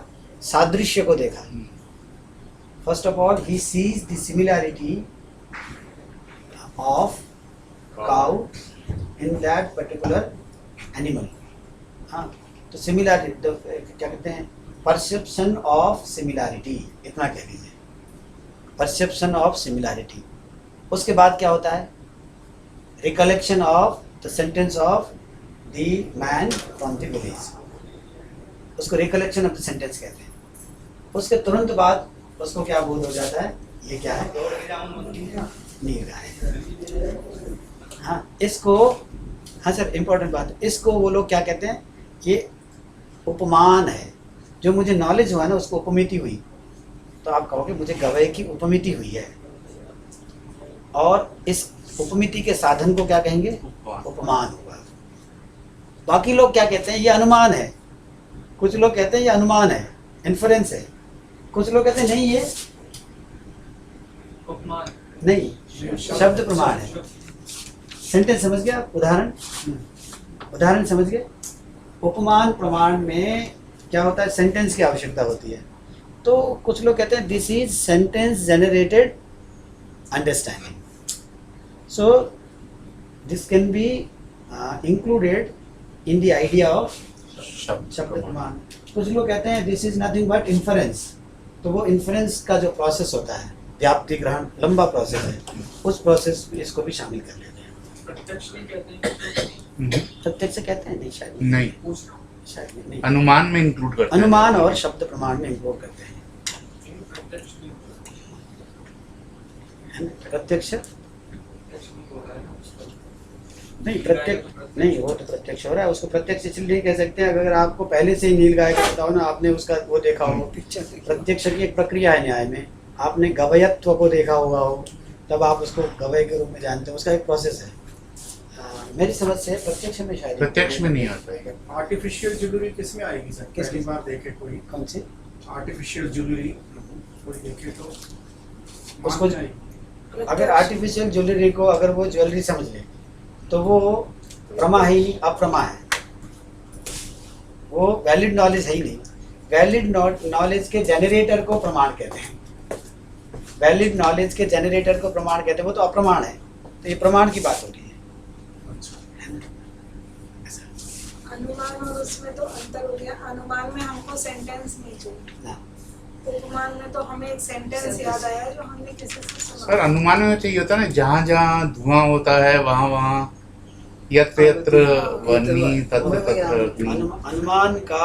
अनुमान प्रमाण का विस्तार हमारी फिलोसॉफिकल ट्रेडिशन में इतना ज़्यादा है न्याय में, तो न्याय के लोगों का तो परिहास किया जाता है कि भाई इनको तो जो चीज़ प्रत्यक्ष दिखाई दे ना उसको प्रत्यक्ष के से देखने से संतुष्ट नहीं हो जाते जब तक वो अनुमान से सिद्ध नहीं कर देते उसको। वो अनुमान का विस्तार इतना ज़्यादा है उनके यहाँ, ऐसा कहा जाता है। ये आगे बढ़ो थोड़ा सा, मेरे को अपना विषय अर्थापत्ति। अर्थापत्ति। अर्थापत्ति क्या है प्रीति? अर्थापत्ति का सामान्य एग्जाम्पल है कि मोटापा कैसे बढ़ता है सर? खाने से बढ़ता है। वो वहाँ एक वाक्य है, पीनः देवदत्ता। पीन माने मोटा, देवदत्त मोटा है और दिन में नहीं खाता है, क्योंकि सुबह से लेकर शाम तक हमारे साथ रहता है, कभी हमने उसको खाते नहीं देखा और वो मोटा है। रात में खाता हूँ। बिल्कुल रात्रि भोजन की अर्थापत्ति करता हूँ मैं। हाँ, अर्थापत्ति, उस अर्थ की आपत्ति करता हूँ। I derive the meaning, I derive the idea, तो derivation of the idea. Inference है। आप देखिए इन्फ्रेंस है कहा आपने। अब ये इतना बड़ा विषय है कि इन्फ्रेंस में क्या होता है कि इनवेरिएबल कॉन्कोमिटेंस कहते हैं उसको, है ना, व्याप्ति होता है। जैसे अग्नि और धूम में संबंध को आप जानते हैं, तभी आपको, जिसने अग्नि और धुएं के संबंध को नहीं जाना है उस व्यक्ति को धुएं को देख करके अनुमति हो सकती है, अग्नि की नहीं हो सकती। जिसने व्याप्ति का ग्रहण कर रखा है उसी व्यक्ति को अनुमति हो सकती है। अब यहाँ ऐसी व्याप्ति कहाँ हुई है? कभी इसमें व्याप्ति आपने कभी ऐसी व्याप्ति देखी है कि भोजन ना करना, मोटापा ना होना? तो बाकी फिलोसोफर्स जो इसको नहीं मानते वो व्याप्ति ही दिखाते हैं। इसको इस तरह से व्याप्ति की संकल्पना की जा सकती है और इसको इजीली रिड्यूस किया जा सकता है अनुमान। इसलिए न्याय में नहीं माना जाता, सांख्य योग में नहीं माना जाता है इसको, है ना। सिंपल आइडिया के लिए अर्थापत्ति का उदाहरण समझ गए ना? हाँ बताइए, समझ गए ना? अच्छा, अनुपलब्धि, जैसे घड़ा यहाँ रखा है तो उस घड़े को मैं कैसे जान सकता हूँ? आई मतलब इंद्रिय और अर्थ के सन्निकर्ष से, the contact between the sense organ and the sense object. उसके बाद किस तरह का नॉलेज प्रोड्यूस होता है? प्रत्यक्ष, परसेप्शन पैदा होता है ना, है ना। इंद्रिय और अर्थ के सन्निकर्ष से जो ज्ञान उत्पन्न होता है उस ज्ञान को क्या कहेंगे? प्रत्यक्ष ज्ञान कहेंगे। अब घड़े का तो प्रत्यक्ष हुआ और यहाँ देखा घड़ा नहीं है, एब्सेंस ऑफ पॉट का प्रत्यक्ष मुझे कैसे हुआ? कैसे देखें? जो पॉजिटिव एंटिटीज हैं उनको तो मैं प्रत्यक्ष से जान सकता हूँ, जो नेगेटिव एंटिटीज हैं इक्वली एग्जिस्टेंट हैं। हाँ, pot is there and the absence of pot is there, ontological reality दोनों की है। अगर पॉट है तो मैं उसको क्या कहता हूँ? दी पॉट। लैंग्वेज देखिए, लैंग्वेज बिना मीनिंग के तो होता नहीं है। प्रत्येक शब्द किसी न किसी अर्थ को बताता है, कोई अर्थ नहीं है तो शब्द भी नहीं है। आप बताइए कोई ऐसा शब्द है, कोई ऐसी एंटिटी है जिसके लिए शब्द मतलब प्रत्येक एंटिटी के लिए एक शब्द है, 1-to-1 कॉरेस्पॉन्डेंस है ना। अगर मैं कह गाय तो गाय अर्थ भी है, अब मैं अश्व अर्थ भी है, तो 1-to-1 कॉरेस्पॉन्डेंस है। अगर शब्द है तो अर्थ ना हो, ऐसा होता नहीं है। कई बार क्या होता है कि हम दो शब्दों को मिला देते हैं और एक शब्द बना देते हैं। जैसे आकाश है ना, कुसुम है, आकाश कुसुम है क्या? नहीं। बंध्या है, बंध्या, और पुत्र है, पुत्र भी होते हैं, बंध्याएं भी होती हैं, पर बंध्या पुत्र नहीं होते हैं। मतलब बंध्या पुत्र माने जिस लेडी के बच्चा नहीं है, बेटा नहीं है, बंध्या पुत्र कहते हैं। कि बंध्या पुत्र एग्जिस्ट करता है क्या? नहीं करता है। आकाश कुसुम, शश श्रृंग, 3 शब्द हैं। शश श्रृंग, शश कहते हैं खरगोश, खरगोश की सींग होती है? नहीं होती है। तो एक शब्द है शश, शश होता है कि नहीं आप बताएं? शश माने खरगोश, श्रृंग माने सींग। खरगोश भी होता है, सींग भी होता है, और हम उन दोनों को जोड़ देते हैं तो क्या बन जाता है? शश श्रृंग। तो हमने 2 शब्दों को जोड़ा। अगर इंडिपेंडेंट रियलिटी होती तो उसके लिए इंडिपेंडेंट वर्ड भी होता। सर क्या अनुपलब्धि का एक एग्जांपल ये I am who I am not, not से ही एक्सप्रेस होता है। जैसे पॉट एंड नॉट पॉट, हाँ, एब्सेंस ऑफ पॉट। हाँ, देखिए, I am grasping the pot before me and I am also grasping the absence of the pot. When I grasp the pot, what do I say? The pot. And when I grasp the absence of the pot, what do I say? Non-pot. you knew the existence of pot and you are now taking notice of its absence. Yeah. और जैसे रोज घड़ा रखा philosophers का ये मानना है जिस तरह से रियलिटी, घट की रियलिटी है ना, ऐसे ही एब्सेंस ऑफ घट की भी रियलिटी है। अभाव जिसको बोलते हैं, अभाव की भी सत्ता है, ऐसा माना जाता है। ये बहुत विस्तार का विषय है, कुछ लोग नहीं मानते हैं, कुछ लोग नहीं भाव मानते। तभी तो पहले वो होगा ना उस जगह पर, जैसे रोज दिख रहा है नहीं दिख रहा है तो होगा ना, भाव तो तभी होगा। ये ऐसा विषय है, देख लीजिए कि यहाँ अगर पॉट हो तो मुझे पॉट दिखाई देगा, और यहाँ पॉट ना हो तो मुझे एब्सेंस ऑफ पॉट दिखाई देगा। इसलिए जो दिखाई देगा, जिसको मैं कह रहा हूँ, अब क्या कहेंगे इसके बाद? एब्सेंस ऑफ पॉट, हाँ, पॉट की तो कोई है ही अभी नहीं। झगड़ा मत करिए उसको लेकर, पहले से झगड़े बहुत हो रखे हैं। मैं बता रहा हूँ, कुछ है ही नहीं पॉट। हाँ, सुनिए तो सही, मैं इसमें अभी ये मान के बता रहा हूँ कि कुछ लोगों का कहना है कि पॉट भी एक एंटिटी है और एब्सेंस ऑफ पॉट भी एक एंटिटी है। ऐसे बहुत सारे फिलोसोफर्स का कहना है। कुछ लोगों का कहना है कि कैसी बात करते हो, एब्सेंस ऑफ पॉट एंटिटी नहीं है। यहाँ क्या है, ये जो ग्राउंड में ना कुछ नहीं है, उसको ही हम एब्सेंस ऑफ पॉट कह देते हैं। ग्राउंड का केवल ग्राउंड होना, एक तो ग्राउंड का पॉट के सहित होना, तो उसको हम क्या कह देते हैं? पॉट ऑन द ग्राउंड कह देते हैं। अगर ग्राउंड सिर्फ ग्राउंड है, ग्राउंड की जो केवलता है, कैवल्य, हाँ, उसको हम कई बार एब्सेंस ऑफ पॉट भी कह देते हैं।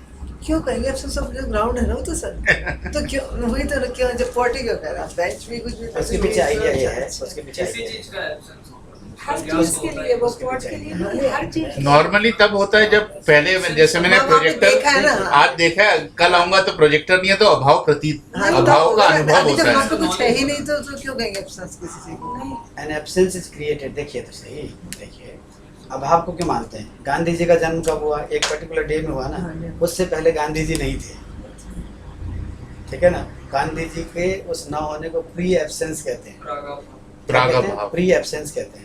अभी झगड़ा मत कीजिए। और गांधी जी जिस दिन नहीं रहे, उसके बाद गांधी जी का एब्सेंस क्रिएट हुआ, प्रध्वंस भाव। प्रध्वंसा भाव। अब हमारा मूल टॉपिक ये नहीं है, पर फिर भी चर्चा कर लेते हैं। Sir I am that book में बड़ी अच्छी तरह से इसे समझाया गया, in the absence of who I am not, who I am is not, and it is so beautifully put that unless you understand the absence of something you can not understand the presence of it. And आत्मा को समझने के लिए what is not आत्मा, what is not आत्मा, what is not आत्मा, सब कुछ जब निगेट कर देंगे तो व्हाट इज लेफ्ट इज आत्मा, and that is what Nisargadatta Maharaj has very beautifully put in his book. जिन भी टेक्स्ट में अभाव की चर्चा की गई, लंबे तर्कों के साथ अभाव के अस्तित्व को सिद्ध किया गया है। और कुछ ऐसे ग्रंथ हैं जिसमें अभाव के खंडन के लिए लिखा गया है कि अभाव ये केवल कोरी कल्पना है।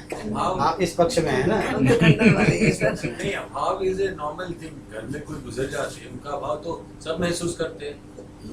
बच्चा हॉस्टल चले जाता है, उसका जो अभाव चीज महसूस नहीं करते होती हैं। उसको महसूस किया जा सकता है। एक तर्क ये है, आपने कहा ना महसूस करते हैं, जैसे एक एग्जाम्पल दिया भाषावज्ञ ने दिया, जैसे मैंने अपने एक स्टूडेंट को कहा जाओ ऑफिस में देख के आओ हेड ऑफ द डिपार्टमेंट है कि नहीं। जो स्टूडेंट, आप जैसे कोई स्टूडेंट मानता नहीं था कि एब्सेंस को, ठीक है, मैंने कहा कि मैडम जरा जाना मेरे हेड ऑफ द डिपार्टमेंट को देख के आना। आप गए, आपने आकर के कहा sir head of the department office में बैठे नहीं है, वहाँ नहीं है।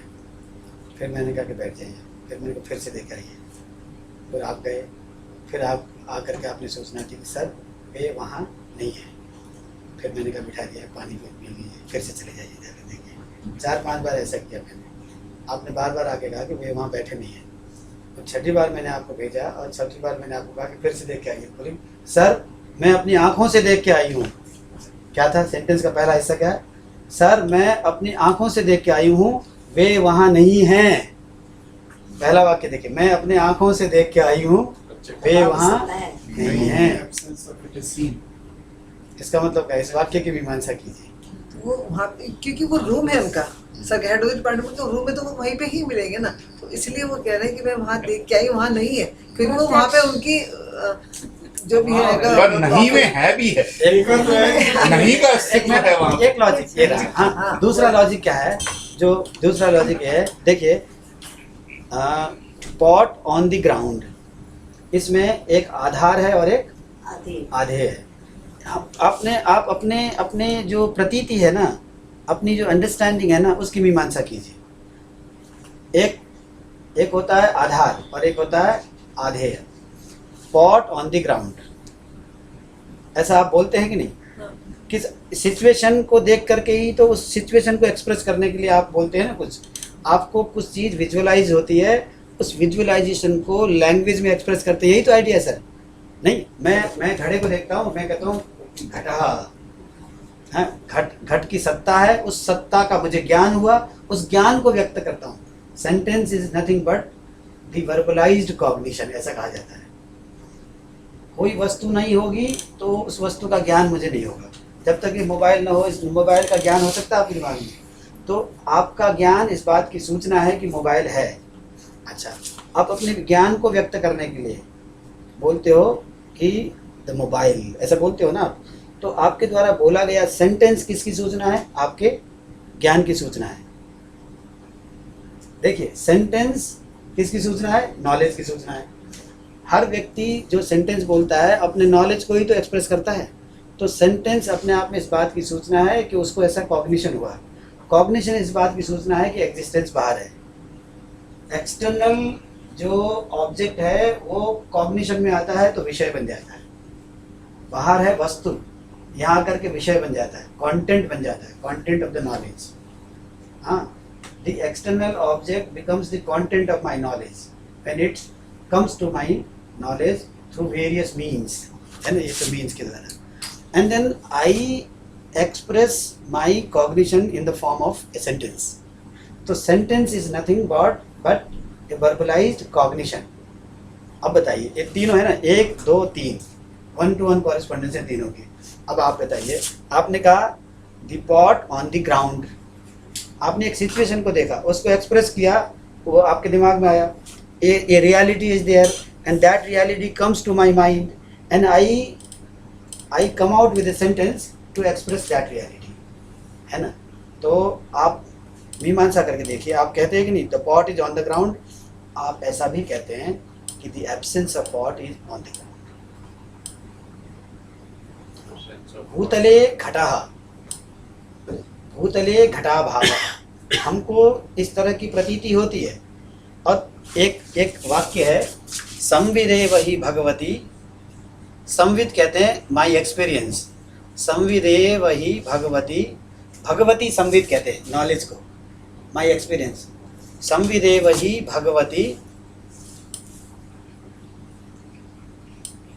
वस्तुपगमे नः शरणम, वस्तु के अस्तित्व के स्वीकार करने में हमारे लिए शरण क्या है? हमारा एक्सपीरियंस। हमें एक्सपीरियंस होता है कि the pot is on the ground, हमें ऐसा भी एक्सपीरियंस होता है the absence of pot on the ground. भूतले घटः भूतले घटाभावः, ऐसा कहा जाता है। वस्तुपगमे, फिर भी इस पर इसकी लंबी चर्चा कर लेंगे। ये मूल विषय नहीं है, जिस विषय को वस्तुपगमे नः शरणम। बस हमारा टाइम लगभग समाप्त सा हो गया। पिछली बार देखिए सर, मैं यहाँ से देख रहा हूँ, मेरे दिमाग में है कि मैंने 3 बजे से क्लास ली है, 5 बजे समाप्त करना है।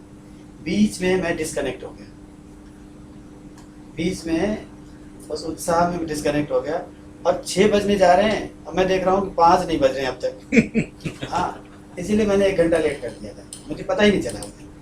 मेरे दिमाग में आया कि मुझे 5 बजे समाप्त करना है, ये भी पता था, और मुझे ये भी लग रहा था कि 5 बजने वाले हैं। जैसे अभी 6 बजने में 10 मिनट है ना, मैंने उसको ऐसे कल्पना कर ली कि 5 बजने में 10 मिनट है।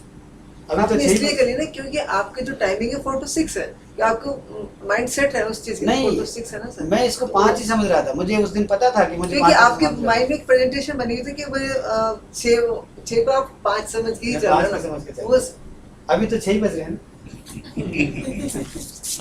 सर एक क्वेश्चन और है। ये और बता दूं मैं ना, तो सर देखिए, मैडम अभी मेरे कहने पर मान लीजिए, जैसे आपने मेरे से पूछा मेरे पिताजी का नाम क्या, मैंने कहा मेरे पिताजी का नाम घनश्याम नहीं मिले, आप मान लिया ना आपने। ऐसे ही मान लीजिए कि अभाव की सत्ता होती है, कुछ लोग मानते हैं। हाँ, अब उस अभावात्मक सत्ता को जानने का साधन क्या है?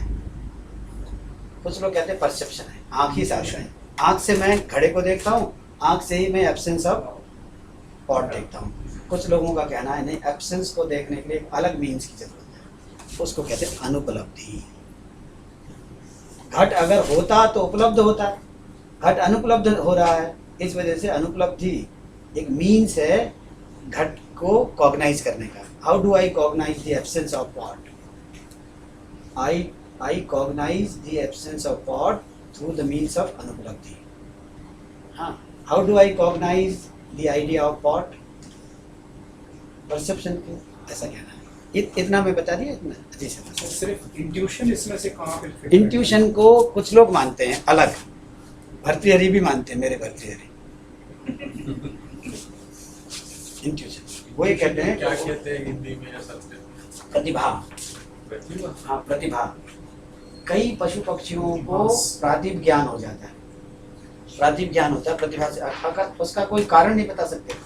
वो एग्जाम्पल देते हैं कि कोई लड़का बैठा हुआ, उसको कह रहे हैं कल मुझे लगता है बहन आएगी, और कल सचमुच में बहन आ जाती है। इसको कहते हैं मुझे इसका इंट्यूशन हुआ, इसको कहते हैं मुझे इसका प्रातिभ ज्ञान हुआ। और भर्तृहरि ने इस पर काफ़ी लिखा है, पशु पक्षियों का उदाहरण देकर के लिखा है। तो इनमें से किसी में भी रिड्यूस नहीं किया जा सकता इसको। इसके बाद भी सर एक ऐतिह्य होता है, ऐतिह्य। और मेन जो प्रमाण है ना, तो एक how many ways are there of knowing? 6। Vedanta में और भाट्ट मीमांसकों ने कितना माना है? 6। इसलिए एक किताब है 6 ways of knowing. DM Chatterjee, Datta Chatterjee हैं सर, उनकी किताब है वेदांत 6 वेज ऑफ नोइंग। ये बहुत बड़ा तंत्र है इंडियन फिलोसॉफिकल सिस्टम में, प्रमाण मीमांसा। परसेप्शन पर इतनी बड़ी किताबें लिखी हुई है, इन्फ्रेंस पर इतनी बड़ी बड़ी किताबें लिखी हुई है, वर्बल कॉग्निशन, वर्बल टेस्टिमोनी पर लिखा है। ऐतिह्य माने इतिहास। हाँ, अभी हम कहाँ आ रहे हैं? 2-3 मिनट बचे। मैं ये बात मैंने क्यों छेड़ी? कहते हैं कि देखो 2 चीजें होती हैं, मेय,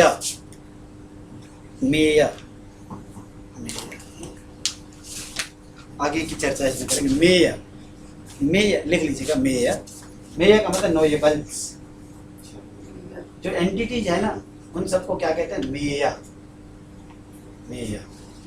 और मान तो पता ही है सर, मान माने प्रमाण। लिखा मानाधीना, लिख लीजिए सर ये पंक्ति ना, मानाधीना।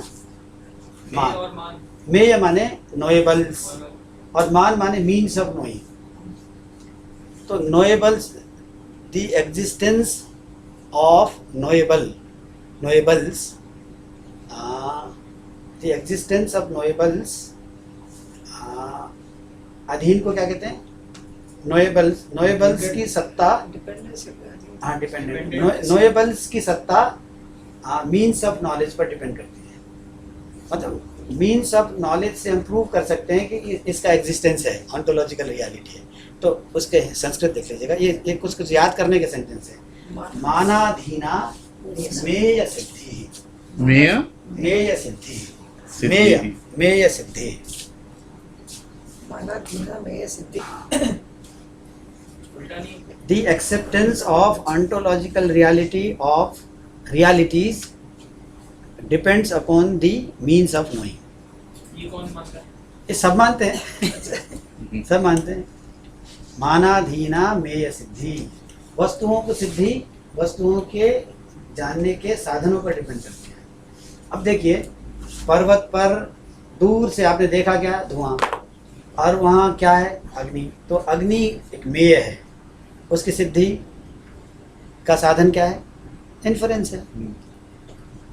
तो मानाधीना मेय सिद्धि का अर्थ होता है कि मेयों की सिद्धि मान से होती है, अर्थात प्रमेयों की सिद्धि प्रमाण से होती है, वस्तुओं की सत्ता की सिद्धि प्रमाणों से होती है। ये तो रियलिस्ट पोजीशन नहीं है ना, किसकी? तो रियलिस्ट पोजीशन नहीं हो पाएगी, नहीं, रियलिस्ट पोजीशन क्यों नहीं हो पाएगी? रियलिस्ट ज्ञान पर निर्भर कर रही है, उसके साथ रियलिस्ट तो ज्ञान है। या प्रमाण पर कर रही है। हाँ। प्रमाण ना हो तो वो उसका अस्तित्व ही नहीं है, आइडियलिस्ट हो। आइडियलिस्ट भी तो पदार्थ का अस्तित्व नहीं है, इस बात को प्रमाण से सिद्ध करते हैं। किस पदार्थ का अस्तित्व है, किस पदार्थ मेय में अभाव भी आता है। अच्छा, तो मायाधीना मानाधीना मेय सिद्धि, ये बात है। अच्छा, मैं एक लाइन के बाद कंक्लूड करूं। हमने देखा कि 25 तत्व हैं, 25 तत्वों में से 24 तत्व किससे हैं? प्रकृति और प्राकृत है। आत्मा प्रकृति और प्राकृत से भिन्न है। क्या बताया था मैंने? पंचविंशति तत्वज्ञः यत्र कुत्रापि वै वसन् जटी मुंडी शिखी वापि मुच्यते नात्र संशयः। आते थे इन 25 तत्वों में से कुछ ही तत्व हमें दिखाई देते हैं। वस्तुतः हमें जो दिखाई देते हैं ना, वो सब के सब ये तत्वांतर है, इनमें से तो कुछ भी नहीं दिखाई देता। तो क्या इनकी एग्जिस्टेंस ना माने? वो कहता है कुछ चीजें दिखाई नहीं देती है क्योंकि वो होती ही नहीं है, होती ही नहीं है। पर यहाँ देखिए, आज तक आप होती नहीं। सुना ऐसे सुना चल रहा है, है, स्टोरी होती चल नहीं। रही है। आपकी गली में होती है? शब्दों में तो होते हैं। कहानियों सपने में भी कहानी है, स्टोरी आइडिया क्या है कि कुछ चीजें अभाव, उन चीजों का अभाव है इसलिए वो दिखी नहीं, वो एग्जिस्ट नहीं करते इसलिए नहीं दिखाई देती है। और कुछ चीजें होती हुई भी नहीं दिखाई देती है। चीजें हैं पर दिखाई नहीं देती है, इसके 4-5 कारण हैं जो सांख्यिकी कारिका में लिखा हुआ है। चीजें बहुत सूक्ष्म हैं इसलिए नहीं दिखाई देती है। अति दूरात, कोई चीज है तो पर बहुत दूर है इसलिए दिखाई नहीं देती है। जैसे दूर आकाश में उड़ते हुए पक्षी को मैं देख नहीं पाता, तो क्या? अति दूरात। कई बार अति सामीप्यात, बहुत नजदीकी की वजह से चीजों को नहीं देखती। आपको ये दिखाई देती है? ये दिखाई देती है? अपनी नहीं दिखाई देती, अति समीप की वजह से। नाक नहीं दिखाई देती। हाँ, अति दूरात, अति सामीप्यात। कई बार क्या होता है, चीजें हैं पर मेरे इंद्रिय में दोष है इसलिए नहीं दिखाई देती। कई बार इंद्रिय भी सही है, सब कुछ सही है, पर मैं अनन्य मनस्क हूँ, अनवस्थित चित्त वाला हूँ मैं। तो सामने से कोई चीज़ चली गई, सामने से कोई चीज़ दिखाई दे रही है, वो नोटिस नहीं करता है। सीइंग और नोटिसिंग में अंतर है। जब तक नोटिस नहीं करते हो आप ऐसी, तो अंत में ये कहते हैं कि आज ये सब चीज़ें हैं, ये कैसे पता लगेगा? इसका मतलब केवल परसेप्शन पर हम डिपेंडेंट नहीं हो सकते। तो परसेप्शन है, इन्फरेंस है और वर्बल टेस्टिमोनी है। ये 3 मीन्स ऑफ नोइंग को सांख्य और योग दर्शन में स्वीकार किया गया है और इस पर विस्तार से चर्चा की गई है। वो कहते हैं कि कुछ चीज़ें दिखाई देती हैं, कुछ चीज़ें अनुमान से जानी जाती हैं, कुछ चीज़ें शब्द प्रमाण से जानी जाती हैं। अब इस लेवल पर आकर के वो इन 3 प्रमाणों की लंबी चर्चा करते हैं और मूल ग्रंथ में लंबी चर्चा करते हैं और अन्य ग्रंथों में अभाव प्रमाण क्यों नहीं मानते हैं। कहते हैं अभाव नाम की कोई चीज़ होती नहीं है, उसको प्रमाण मानने की क्या जरूरत है। फिर उसमें उन्होंने लंबी चर्चा की, अभाव क्यों नहीं होता है आपकी ओर से, ये सब चीज़ें। तो ये इस चर्चा को हम आगे बढ़ाएंगे। उसके बाद सांख्य का सत्कार्यवाद। सत्कार्यवाद का मतलब क्या होता है? वस्तु, अभी भी सुनते जाएं। सत्कार्यवाद का मतलब क्या है कि मिट्टी से क्या बना मैडम? घड़ा। मिट्टी से क्या बना? घड़ा।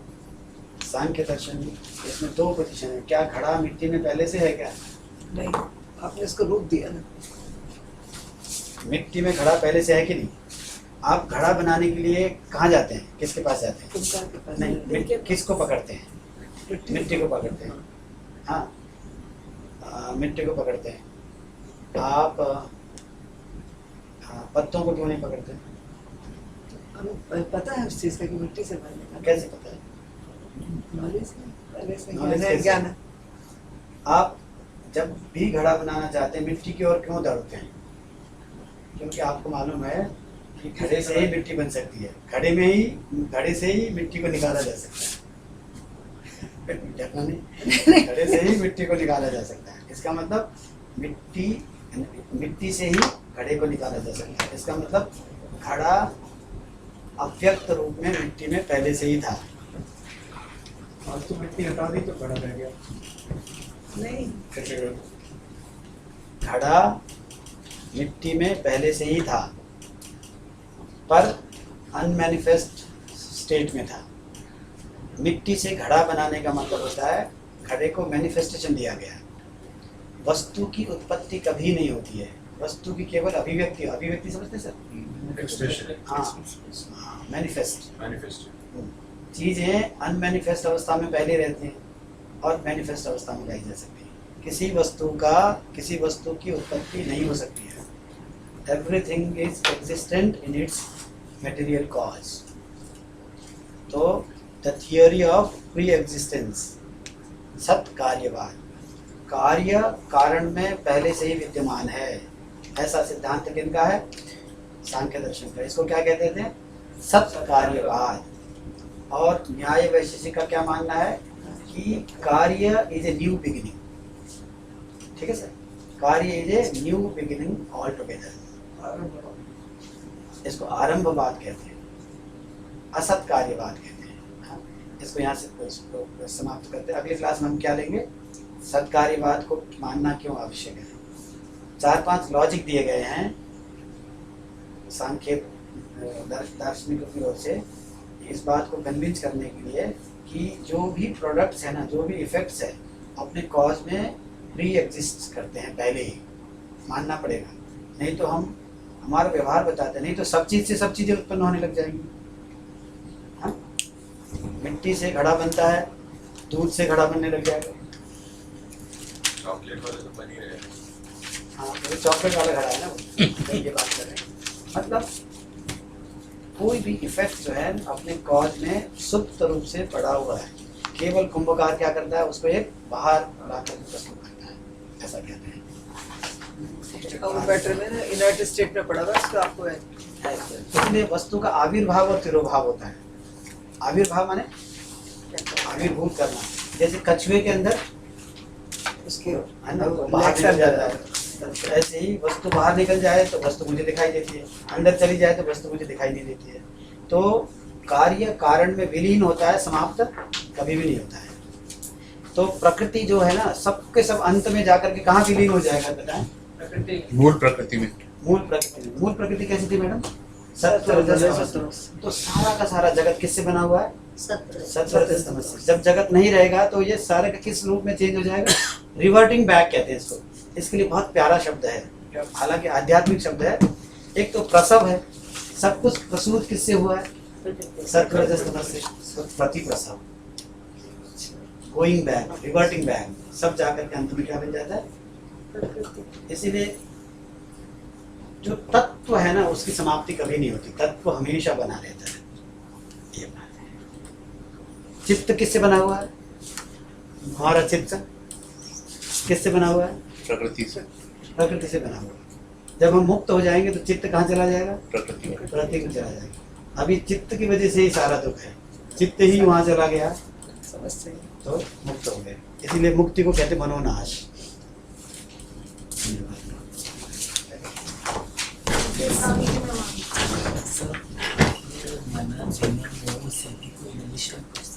अभी ट्राई करता हूँ।